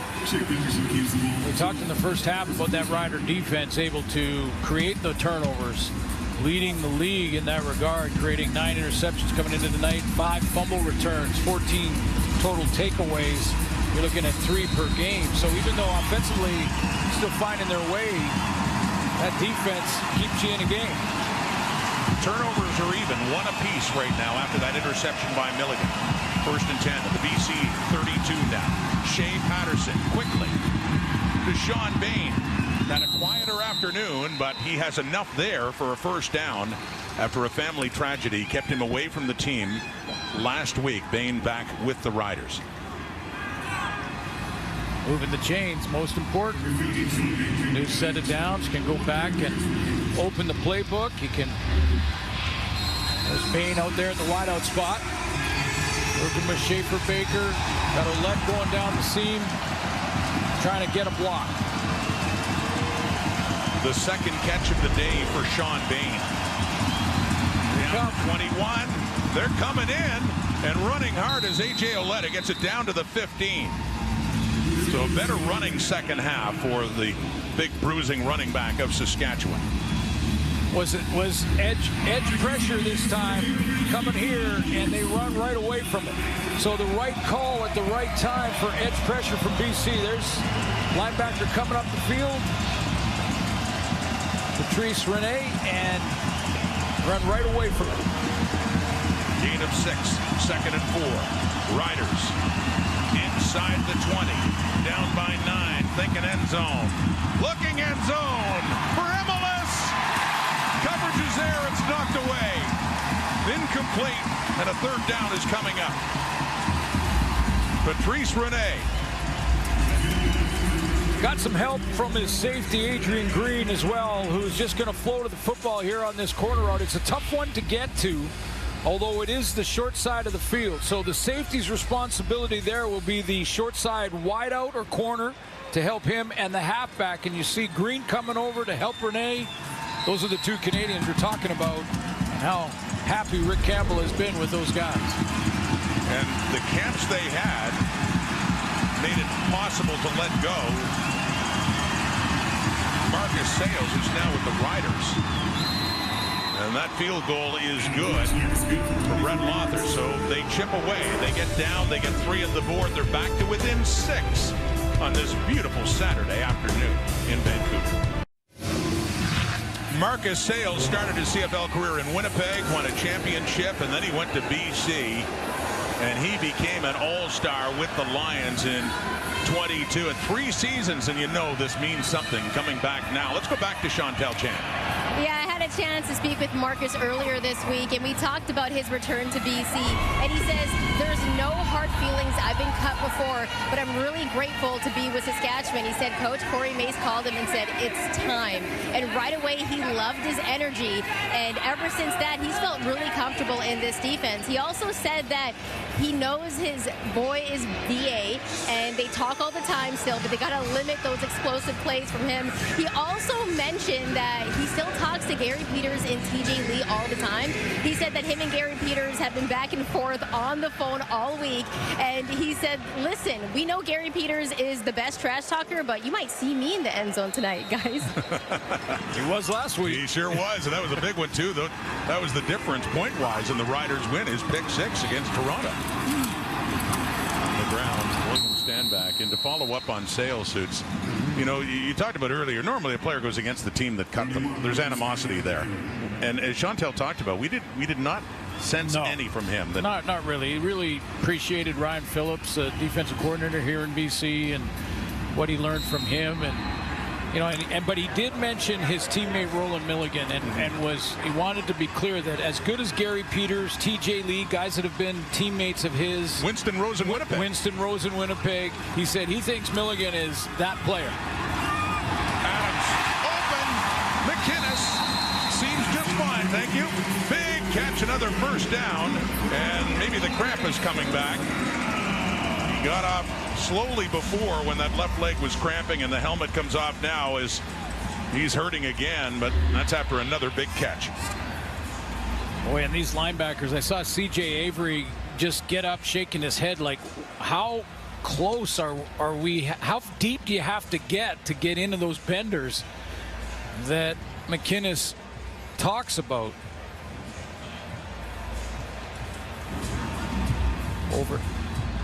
Over 200 yards with that catch tonight, and we're not done the third quarter yet. And he is the CFL's leading receiver in yardage. Justin McInnes doing that, passing Tyson Philpott doing another big week. Now this though is, let's think of the pace that these guys are on. We're talking 2,000-yard receivers that happen to be Canadian. Top 2 receivers in the CFL, both talented Canadian receivers. Justin McInnes, Tyson Philpott. What a start he's had, and unfortunately, but you know, hoping that this is nagging right now in the game, but hopefully nothing serious. It looked to be a cramp before. Well, Rick Campbell has to be careful here now. Because now that he's got the cramp and the calf has done that, and it's not right. He's got to be careful not to push it and maybe lose 18 for a couple of weeks. So be smart how he does now, especially after 2. And it looks like this is a little more permanent, him coming off right now. And despite all the changes in the receiving corps from one year to the next for BC, it still looks like an embarrassment of riches. Keon Hatcher has been out since last year's Western Final. And he's close, yeah. And he's getting close to a return, and McInnes in Hatcher's old spot in the boundary slot. Curious to see how they use them all when Hatcher does come back. 1st and 10. The 43. That is Alex Hollins. What a move on Deontay Williams to pick up more yardage. Alex Hollins inside the Rider 30. A lot of space out there. They say it's a lonely place to be out there on the corner. It's you and that receiver, a little slant route. He catches it. Watch the move. Big plant there with the left foot. Stick that left foot in the ground and get up and get another 3 to get to the first down marker. Get it down to the Saskatchewan 28. So the Riders just closed it to 6 again. It's been that kind of game lately since the second quarter. Wavering from 9 points to 6 points, and BC's threatening again. William Stanback had that big day running and receiving last week in Hamilton as he gets that one down just inside the 25. This is one thing that Jameer Thurman does very well. There's so many real good middle linebackers in the league right now. Watch him scrape to the hole, take away the A-gap, and then slide outside. A-gap between center and guard, then slide outside to that C-gap outside the tackle and bring down William, stand back. Middle linebacker for the Riders. His first year with Saskatchewan. He was with Hamilton last year and with Calgary for a few seasons before that. Pressure coming. Adams gets rid of it. Down to the end zone. Coming down close for Hollins. Had a shot at it. Coming in a bit low in front of him and went down but just couldn't hang on to it. And third down coming up BC. Yeah, full pressure now. Here's Jameer Thurman again, and watch Lanier on the right side. They're going to get up the field. He gets double teamed. There's pressure in the face of Vernon Adams, so he's got to get rid of it and hope that Hollins can turn it and come back towards the ball just off his hands. That was a tougher one, way tougher than the drop early in this game. He had to really fight to get back to that one. So instead, Sean White comes on. He has been perfect so far in this game from 32 away. He is still perfect. The streak continues. And they're busy doing updates on that one.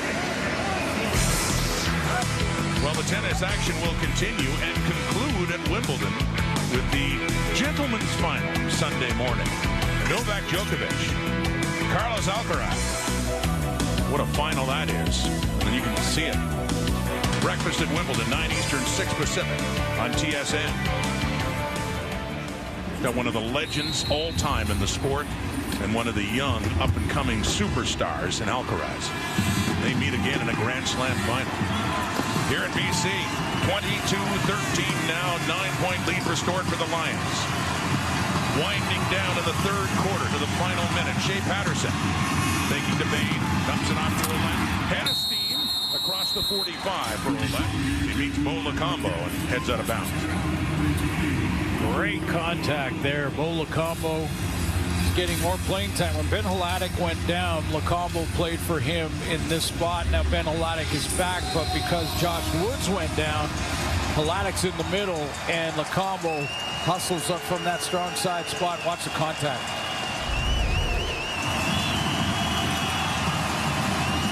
Under a minute till three-quarter time at 2nd and 3. Riders flags out. It's caught. Kian Schaefer-Baker. First catch of this game, and it's a big one. Still on his feet. Breaks loose inside the 20, down inside the 15. As mentioned, a flag came out with the snap of the ball. Well, I'm not sure if he was drawn, but it looked like outside. BC number 0. Penalties declined. Siona Tahema was offside. That's about what I was going to say. He was coming off the edge. It was a blitz by BC, and the question is, can the young Shea Patterson pick up the blitz? The offside comes from that side. There's a blitz pressure coming up the middle. You see Lacombo on a twist. That's picked up by Ouellette. There's the slant route from Schaefer-Baker. He reads it. He's the blitz beater right down the middle. And how about the second effort to get into the red zone? 49-yard catch and run. And he did have one other catch earlier, a 5-yarder, but that's the biggest one. Down inside the 15, Riders in business. Toss inside in the sweep. Emelis taking advantage of his abilities, considerable as they are, after he has the ball in his hands. We've seen that as he gets close to another first down, Saskatchewan. Cross-buck action here where Ouellette's going one way and Emelis comes around the corner the other.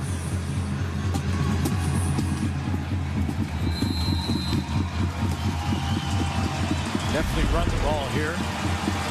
A 2nd and 1. Quarterback keeper. The keeper by Patterson has the first down. And as the third quarter ends, the Roughriders have a great chance to cut this BC lead down to 3 if they can get into the end zone to start the 4th. And they've had some near misses in a game they're trying to tighten up for Corey Mace and the unbeaten Saskatchewan Roughriders.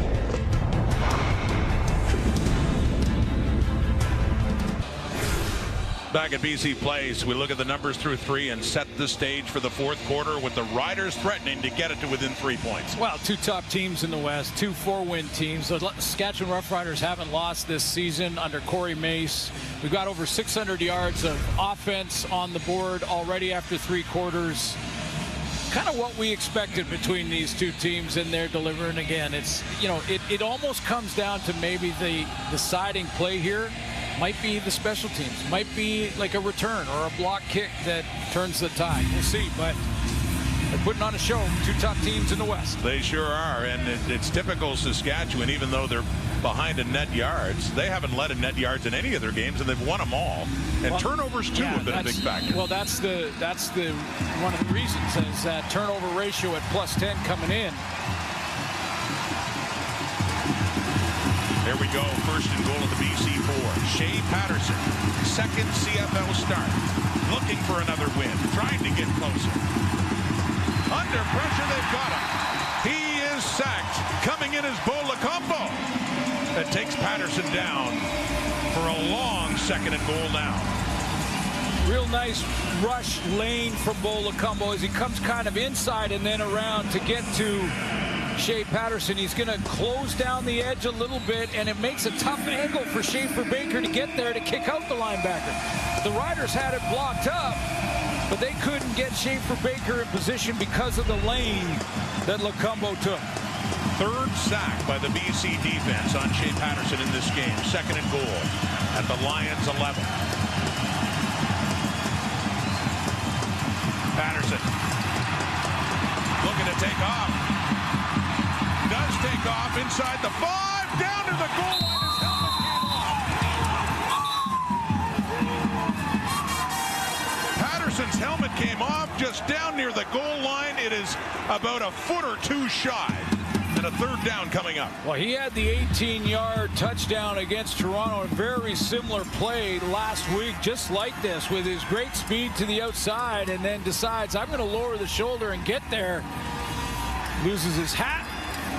Forward progress should be right around the 1-yard line.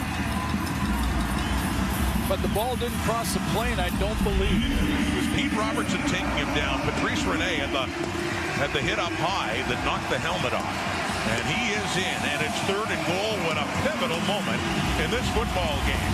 Lions lead by 9. Riders threatening to close it out, and a big test for the BC defense now. Third down. Patterson keeps waiting a signal.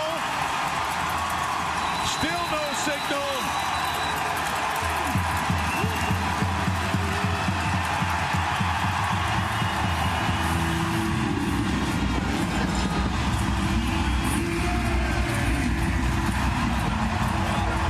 Now they're talking about it. Now they're discussing it. I think you're right, Rod. There was no signal. Touchdown from the officials at this point. Oh, they're saying first down BC. First down BC. A turnover on downs.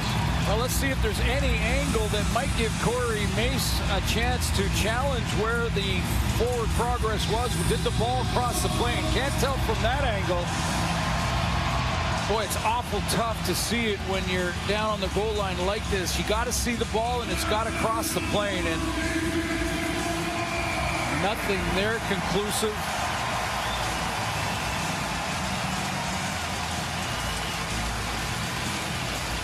Saying first down BC.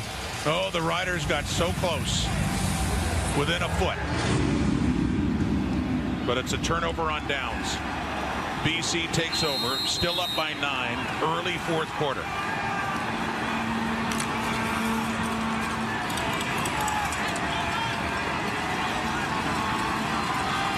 Riders trying to stay unbeaten and improve to 5-0. The Lions, who lost in week 1. Trying to take over first in the West. Adams, under pressure, gets rid of it. No, incomplete. He wanted Hollins with Milligan right there. Second down coming up. Justin McInnes has not returned to the offense just yet. When I mentioned a little more permanent, as in missing a few series, so we'll see if he can return. In the meantime, haven't said this all year long, but Alexander Hollins is fighting it a little bit. He's had a couple of drops that could have been touchdowns. This 9-point lead, big second down for the Riders defense now as they're forcing Adams out of the pocket. Intercepted. Picked off. Deonte Williams has it. And the Rider offense will be back on the field and right back in business on the second interception of this game, thrown by Vernon Adams. That'll fire up Corey Mace and all the rest in green and white. Deontay Williams to the rescue for Saskatchewan.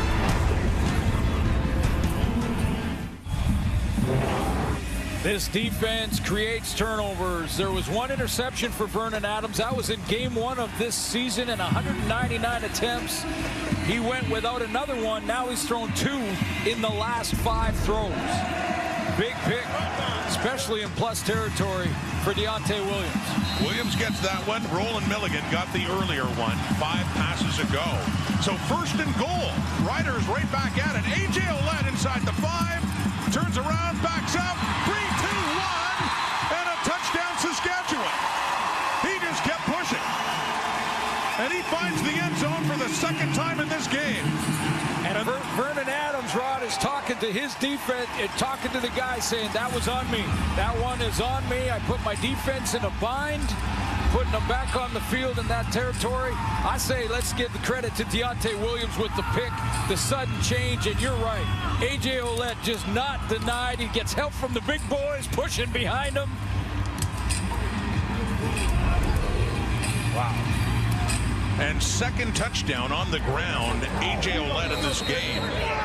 And frustrating on the ground for the Riders this season, but really breaking out and at a critical time, too. As he gets a little bump in for his head coach, Corey Mace. Point after Brett Lawther. So just they had the turnover on downs, but then the quick turnover thrown by Vernon Adams, and back they were in first and goal, and it took a little bit longer, but they do cash in and get it to within 3. Or 2 points. Well, Deontay Williams reads the mail here. If you're throwing an out route, that's why Vernon Adams is pointing at himself. If you're throwing an out route here, it has to be on time. If it's not on time, the DB cuts underneath it. He's lucky he didn't just score right there, but it only took one play. A.J. Ouellette pounds it in there, and the big boys get in behind him and start rooting this out. They just push, push, push, push. And 45 ends up across the goal line. Another 2-point game. 22-20. BC still leads, but the Riders, what a fourth quarter team this year. Right from week 1 in Edmonton when they were down, came all the way back to win that game. No question. When you include to the points tonight, 65-27 in the fourth quarter, Corey Mace has got his team finishing strong. And they try a little dribble short kick. Lawther recovers it over the 40. Flags come out. But this looks like Saskatchewan football. Well, it went 10. The question is, was someone offside? There's no foul in the play. Okay, they were looking 10 yards. It's legally touched by Saskatchewan. It's first down. Brett Lawther knows exactly where that ball had to go before he could touch it. If he touches it before 10 yards here, it's an illegal play. They throw the flag because they're not sure if he touches it right in there. But again, the review First down Saskatchewan. Video can help them verify the fact that he didn't. Surprises the BC Lions. How about that call? Because if that doesn't work, Vernon Adams is in plus territory. He'd have it around the Saskatchewan 40. They take a chance. And the payoff there for Saskatchewan on special teams and well executed by Brett Lawther. Dribbles it along. It had to go 10. It did. He falls on it. And they're within 2 points of BC now, and they have the ball at their 41. Momentum in this game has really changed. Fourth quarter, points off turnovers, and it's 10-0. This is a typical Saskatchewan story this year. How they take advantage of those turnovers as well. So Shea Patterson to the right, it's caught. It's Schaefer Baker at midfield and more. He's been working hard after contact as he gets it into the Lions zone. How about throwing a little sidearm, just different arm angle for Shea Patterson, who, as we mentioned last week, right off the top, had to make 2 first downs to seal the deal against Toronto in his first start. He's got ice in his veins here, too. He's down by 2. No worries on the road. Jam-packed here, and he changes his arm angle and completes that one. You can just sense a different energy on that Rider sideline right now, inside the 50 of BC. Here comes Saskatchewan, 1st and 10. Patterson eludes the rush for a while, but no. It's Jonah Tavai, whose brother J.R. Tavai used to play in the CFL. He picks up a big sack on Patterson. Now listen, there's lots of time left. If it was down 2 or 3 minutes, I would say that 2 or 3 minutes, I would say that, you know, you cannot give up a sack down by 2 here, but this is still with 10 minutes. He's trying to make a play and peel out of there, and he's got great speed. So if he gets away from Tavai there, he can get out on the edge like we've seen Vernon Adams tonight, and he will look downfield and can be dangerous. So I don't think you fault him there as far as never giving up a sack in that situation. Quite the football family. 6 brothers who all played Division I college ball, the Tavais. There's one in the NFL with New England. 2nd and 23. 3-man rush only. Patterson completes it underneath. And that's MLS midfield. Back to the 50. Ball comes out. Is this another turnover? Still fighting for it. Lions, as they discuss a BC football. Manny Rugamba is the one that comes away with it. MLS wasn't going to get the first down, but got it back into the Lions zone. But BC has it now near midfield. Rugamba.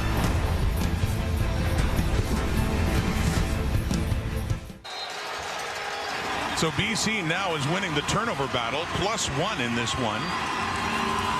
3rd time the Riders have been turned over, and Vernon Adams going to work. He throws, and it's low, intended for Alexander Hollins around midfield. 2nd down coming up. Yeah, that turnover created great hustle from the defensive line for Josh Archibald, who created that turnover. Now you see the strip from behind. This is flat out hustle to rush the passer, come all the way back, and get after the receiver on the crossing route. And what it does is it grabs all the field position, even if they're stopped, and the Rider defense responds here. 2nd and 10. BC at their 49. Pressure is coming on Adams. He gets rid of it. Deep ball. Open receiver, and it is caught this time. Hollins with a big catch. DeMarcus Fields right there in coverage, but he hauls it down. And there's another injured Rider in the field. Well, first let's look at the play. William Stanback is going to pick up the blitz coming from the middle.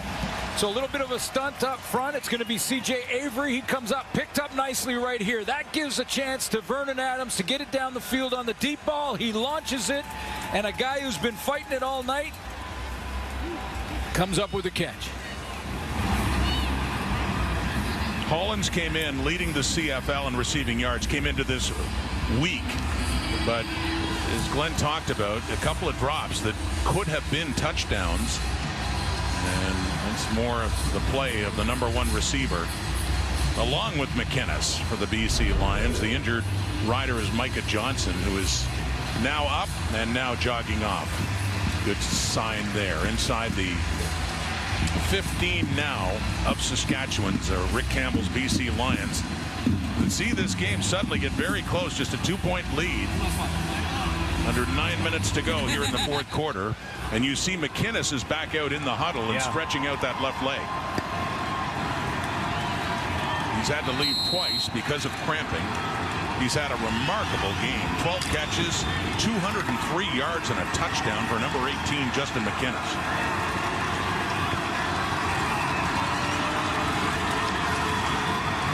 The Saskatchewan 14. Handing off. Williams stand back, and a good tackle by C.J. Rivas. Got in behind, got down at the feet, and made sure he went no further. Well, this is, you know, clearly Justin McInnes is a little bit careful with that calf, because he was lined up as a tight end on this play. And Rivas goes around him and makes a tackle in the backfield. Can't blame Justin McInnes for being a little cautious on that calf when he's got a blocking assignment, but big play by Rivas.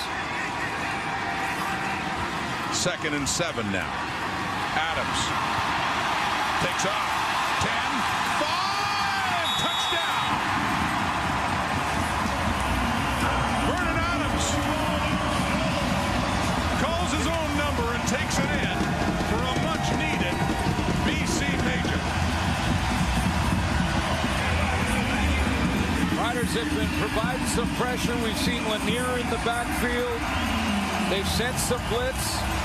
See Cox coming around the corner, and that's what flushes Vernon Adams Jr. out to the right, and he gets a key block from his fullback, David Mackey, inside the 5-yard line to get him across the goal line. Mackey working on the X-line, Marcus Sales, so it's 4 plays, 61 yards in under 2 minutes.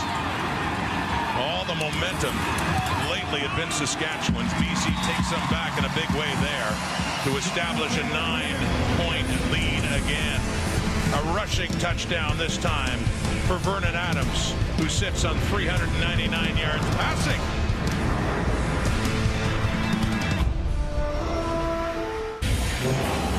Got to get to that big block on this touchdown run from Vernon Adams. That's David Mackey. Now his route in the play is to push to the flat from the tight end position. There he goes out to the flat, but the play's not over. Vernon Adams is creating. Watch David Mackey, the fullback now. Find a guy to block.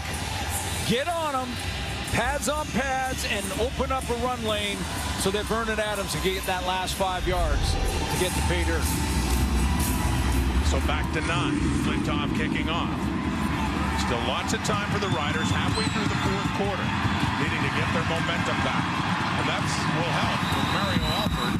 That's a big return. He gets that up across the 35 for Shea Patterson. They head back on. Patterson 16-21. He's thrown for 270 yards, and he's been picked off once. But keep in mind, still lots of time, and it's a 2-possession game, so field goal matters.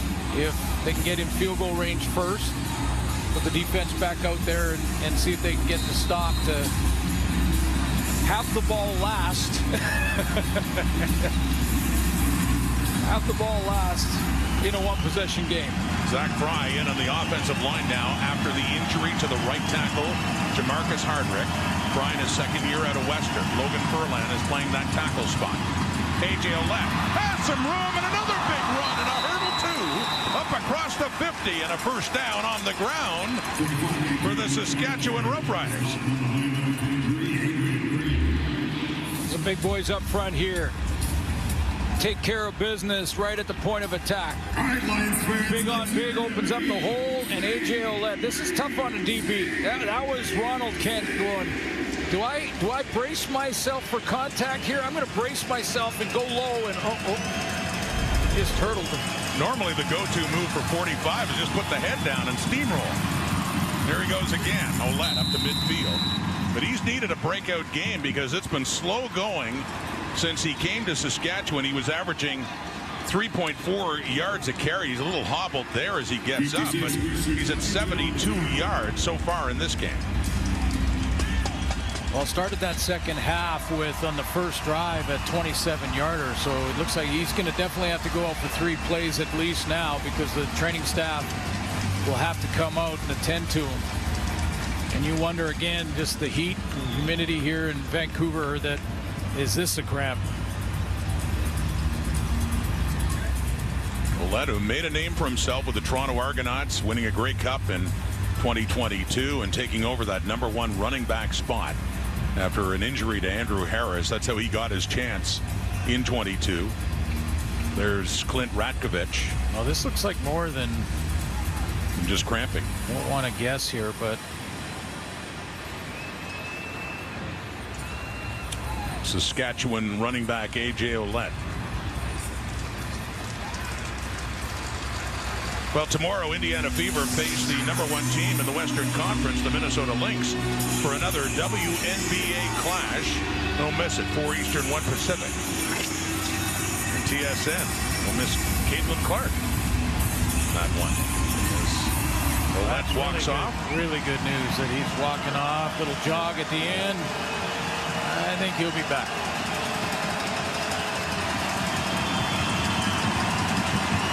67 yards in the second half out of that yardage. Clint Ratkovich in the backfield now, replacing him. Stays in to protect, and it's off the hands of the intended receiver, Jarrett Stearns.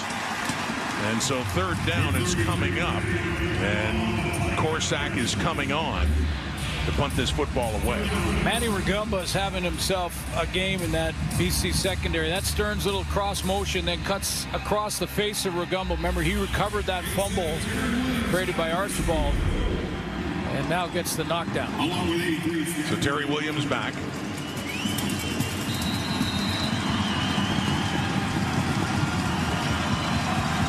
If BC can hang on and win, they would improve to 5-1, and they'd be alone in first place in the West, and the Riders would lose for the first time this season, but there is still time after a punt of 46.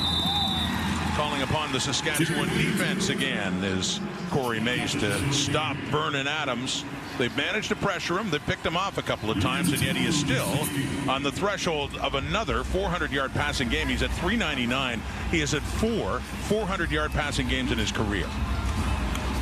Well, I think he, averaging 350 a game coming in wasn't good enough. I think, we can add to that. You'd think it might be. Yeah. But this is even pushing the pace. I mean, he keeps up with this, and this is against a good defense. He keeps going, and he's going to pass that Flutie mark over 6,000, which is a big ask, but on pace now for over 6,000. You talked about on the ground to William Stanback. So.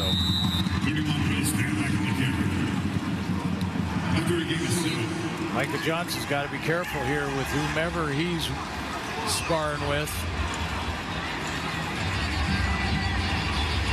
Lanier over there just remind him, don't worry, it's all about second down now. A 2nd and 5 after that pickup by Stanback. It's quieter on the ground for William Stanback. 8 carries, 15 yards. At 14 through the air. 2nd down. Wide open Justin McInnes. How many times have we seen it? How many times has it been said in the last 2 weeks?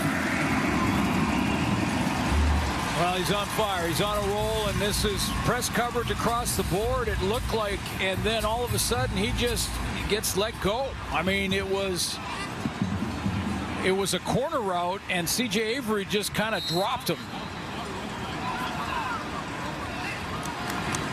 I think that was supposed to be, from Corey Mace's point of view, cover 2 men, which is three guys deep, and man-to-man underneath, and I don't think Avery got the call. Get a bit of a feeling of what Mark Washington might have been thinking last week with Hamilton's beleaguered defense, thanks in large part to McInnes, and that's back to Stanback in the first down, and he's going nowhere. What is McInnes at now? I mean, he's pushing 250 in this game, 227 right now, and a carefully run corner route there. That wasn't a full-speed corner, but if you drop a coverage against Vernon Adams, and the veteran will make you pay for it. And by the way, I just mentioned beforehand, but with that, he'd gone over Adams 400 for the 5th time in his career. He's at 423 right now. And it's still a game. I mean, it's a 2-score game, a 9-point BC lead. They haven't been able to shake the Riders by any means. Saskatchewan got it to within 2. They've had their chances too. The clock starts to become an enemy for the Riders.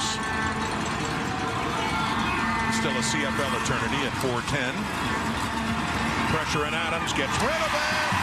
Oh, caught again. DeMarcus Fields is right there on McInnes, but the total just keeps going up, and we get a flag out now and some tempers flaring. Well, McInnes's reach, we'll sort out this flag as they go back, but McInnes's reach is not just for high throws. After the play, misconduct foul, 15 yards against Saskatchewan number 4. First down BC. He was in a heated argument on the last play. And now Corey Mace wants to just have a quick chat with him. But, when I talk about McInnes's reach, it's not just on high throws. This is reaching around a defender and getting there with his arms and hands before the defender can make the play. I mean, you can't be in better position than Fields was on that throw. Heard Davis Sanchez talk about it at halftime, just how hard it is for a defense. And you got a receiver who's in a zone working with his quarterback the way he is, and with that height, that reach, and a whole lot of McInnes. Here's stand back. Maybe a yard on that first down play. Second and long coming up here for BC. As the clock keeps ticking. Big play for the Riders here to get. They need to stop against Jordan Maksimic's offense, and they can still keep it at 2 possessions. But it's 2 possessions now, and a field goal is one of them. It stays at 2. The major. Inside the 35. You said you think McInnes can get to 250. He's at 243 right now. Second and 10. Passing down. Pressure's on. Adams escapes. And he dives this time, and a flag does come out as he heads down. Not a first down, but he got it down around the 25.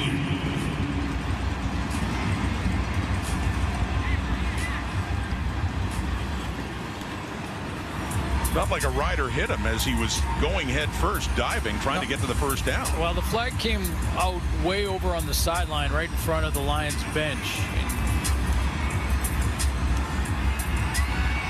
Unless they, from that angle, saw something way into the middle of the field, it might have been an illegal contact. We're down just at 2:57 on the clock, so the 3-minute warning is coming up here as well, as they just wait for them to sort this out.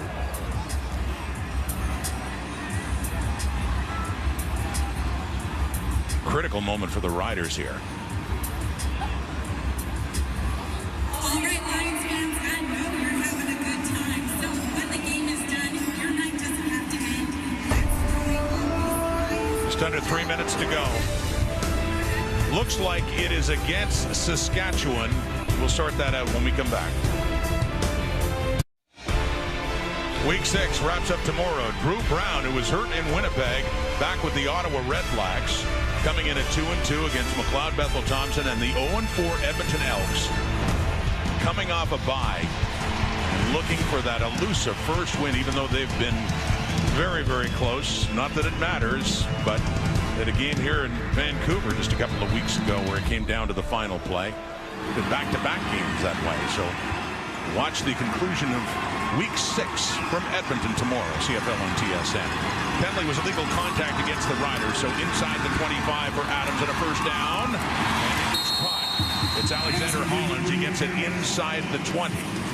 And a second and short coming up here for BC. 2:44 in the clock. Yeah, the penalty was illegal contact in the secondary, so that's a first down for the Lions, and that's their first play on getting Hollins on that curl. A second and manageable situation on 2nd and 5.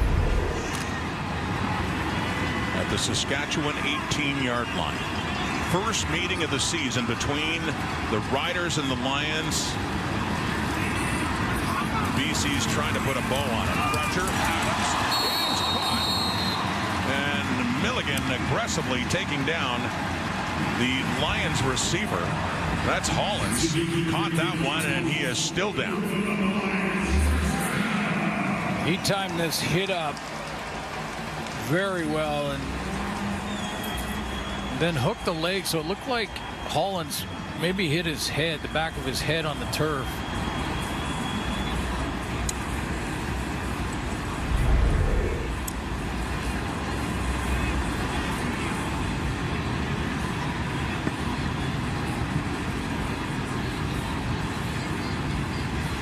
I mean, a clean hit definitely from Roland Milligan there. Good to see Hollins get up. The applause from fans as Hollins does get to his feet.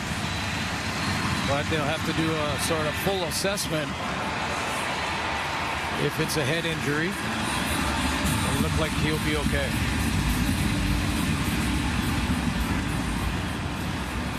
McInnes, who's had to leave a couple of times with apparent cramping in his left leg, but what a game for him, following up his previous best last week in Hamilton in a big way. 14 catches, 243.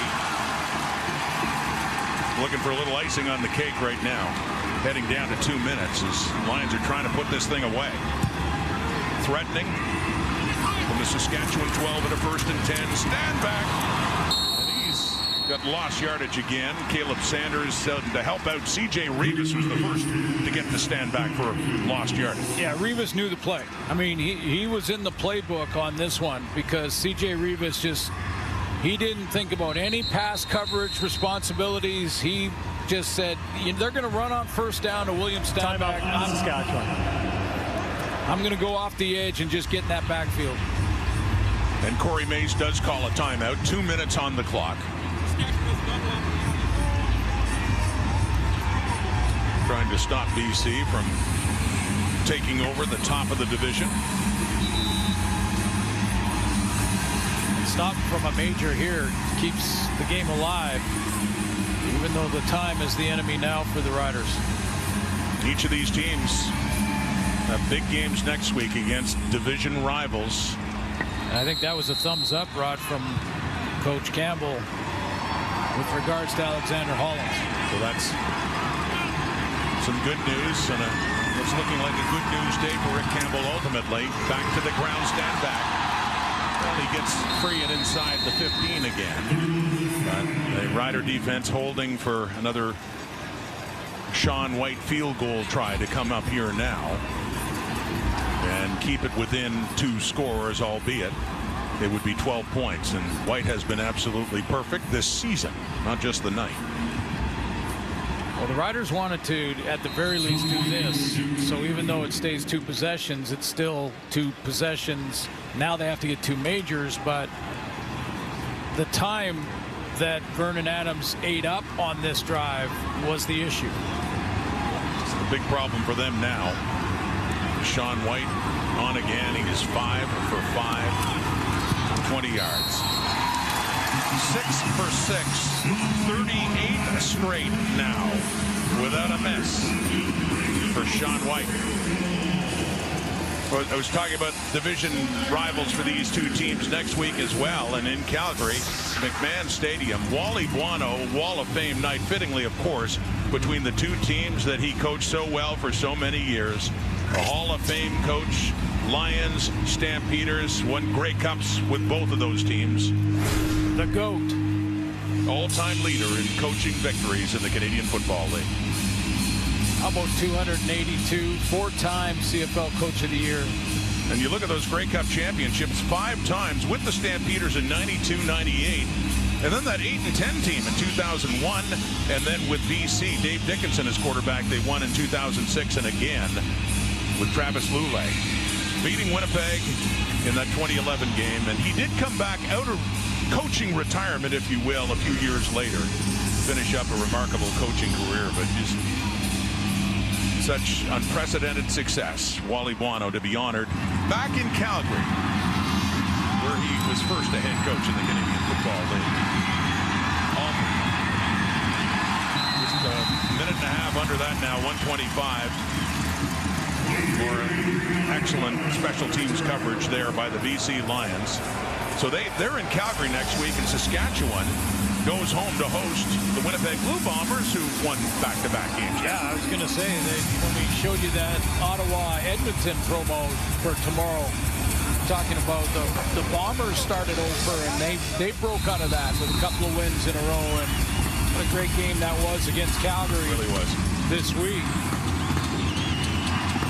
Last night on Friday Night Football, and gonna have to get some big chunks here now.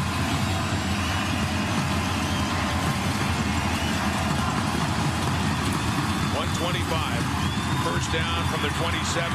Patterson's running around, and a flag comes out as well.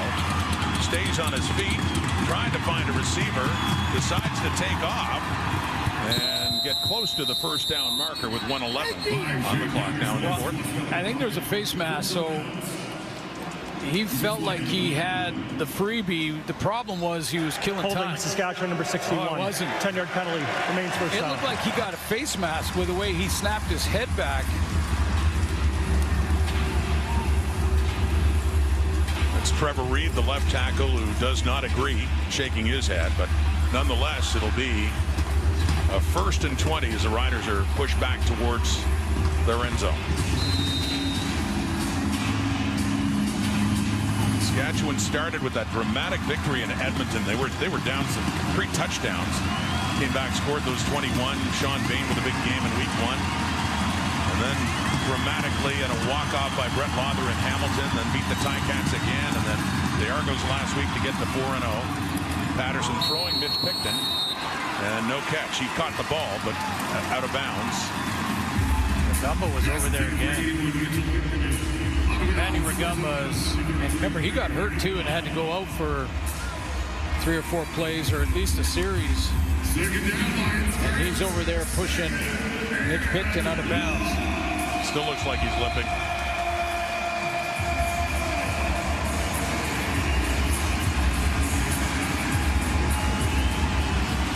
Gonna play off, don't let anybody in behind him. That'll be the strategy. You can see how far that second level is. 2nd and 20, just a 3-man rush as they back off. It is caught around the 25. Then Hladek, the middle linebacker. Or Ryder Bark, excuse me.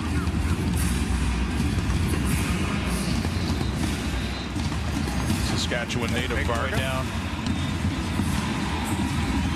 Looked like Trevor Reed had an issue. He didn't like that holding call, one, but he also was having some cramp issues, I think, as well.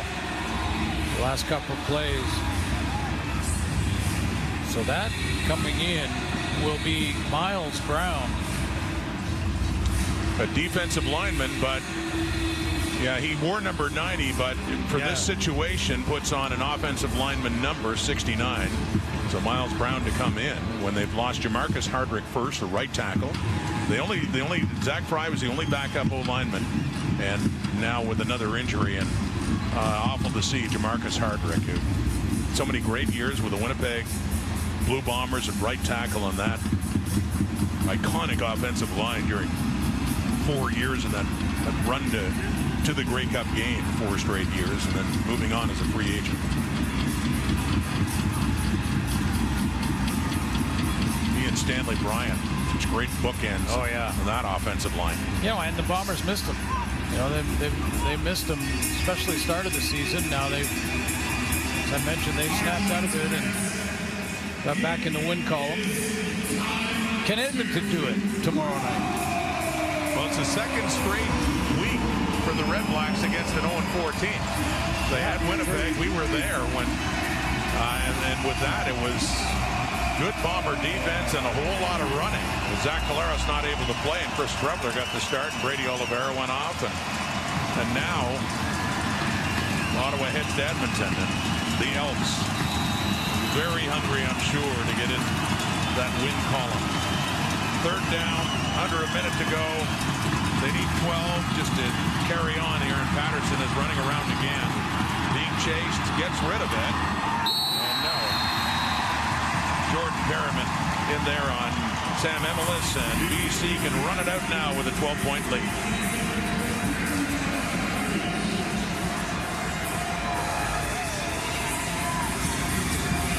One of the backups in the secondary with the Lions, Jordan Perriman with the play, and for Rick Campbell in this early meeting of the best of the West, his BC Lions have done it, and they will take over top spot in the West Division with 10 points and improve to 5-1, and that will be the first loss of the season for the Saskatchewan Roughriders. And you can see BC with a game in hand. However, that all evens out as the season goes on. Their bye weeks. Oh, it's early. Another monster game for the front runner early for MOP. Talked about that off the top. Well, again, I think Shea Patterson played well at times and really managed the game well to keep it close. Keep it within striking range going into the 4th quarter. That's what you want to do on the road. Had a chance to do that. The Riders.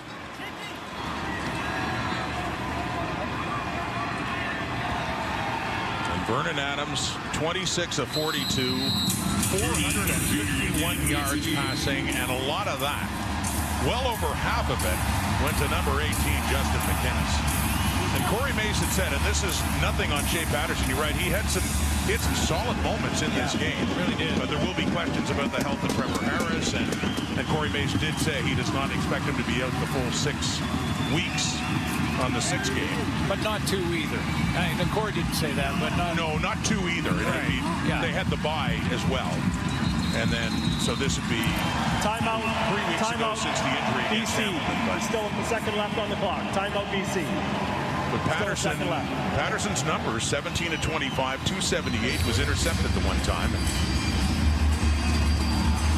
was another big play to Samuel Emelis. And they were able to get back in this game. They got as close as 2 before BC opened it up again. How about the combination there?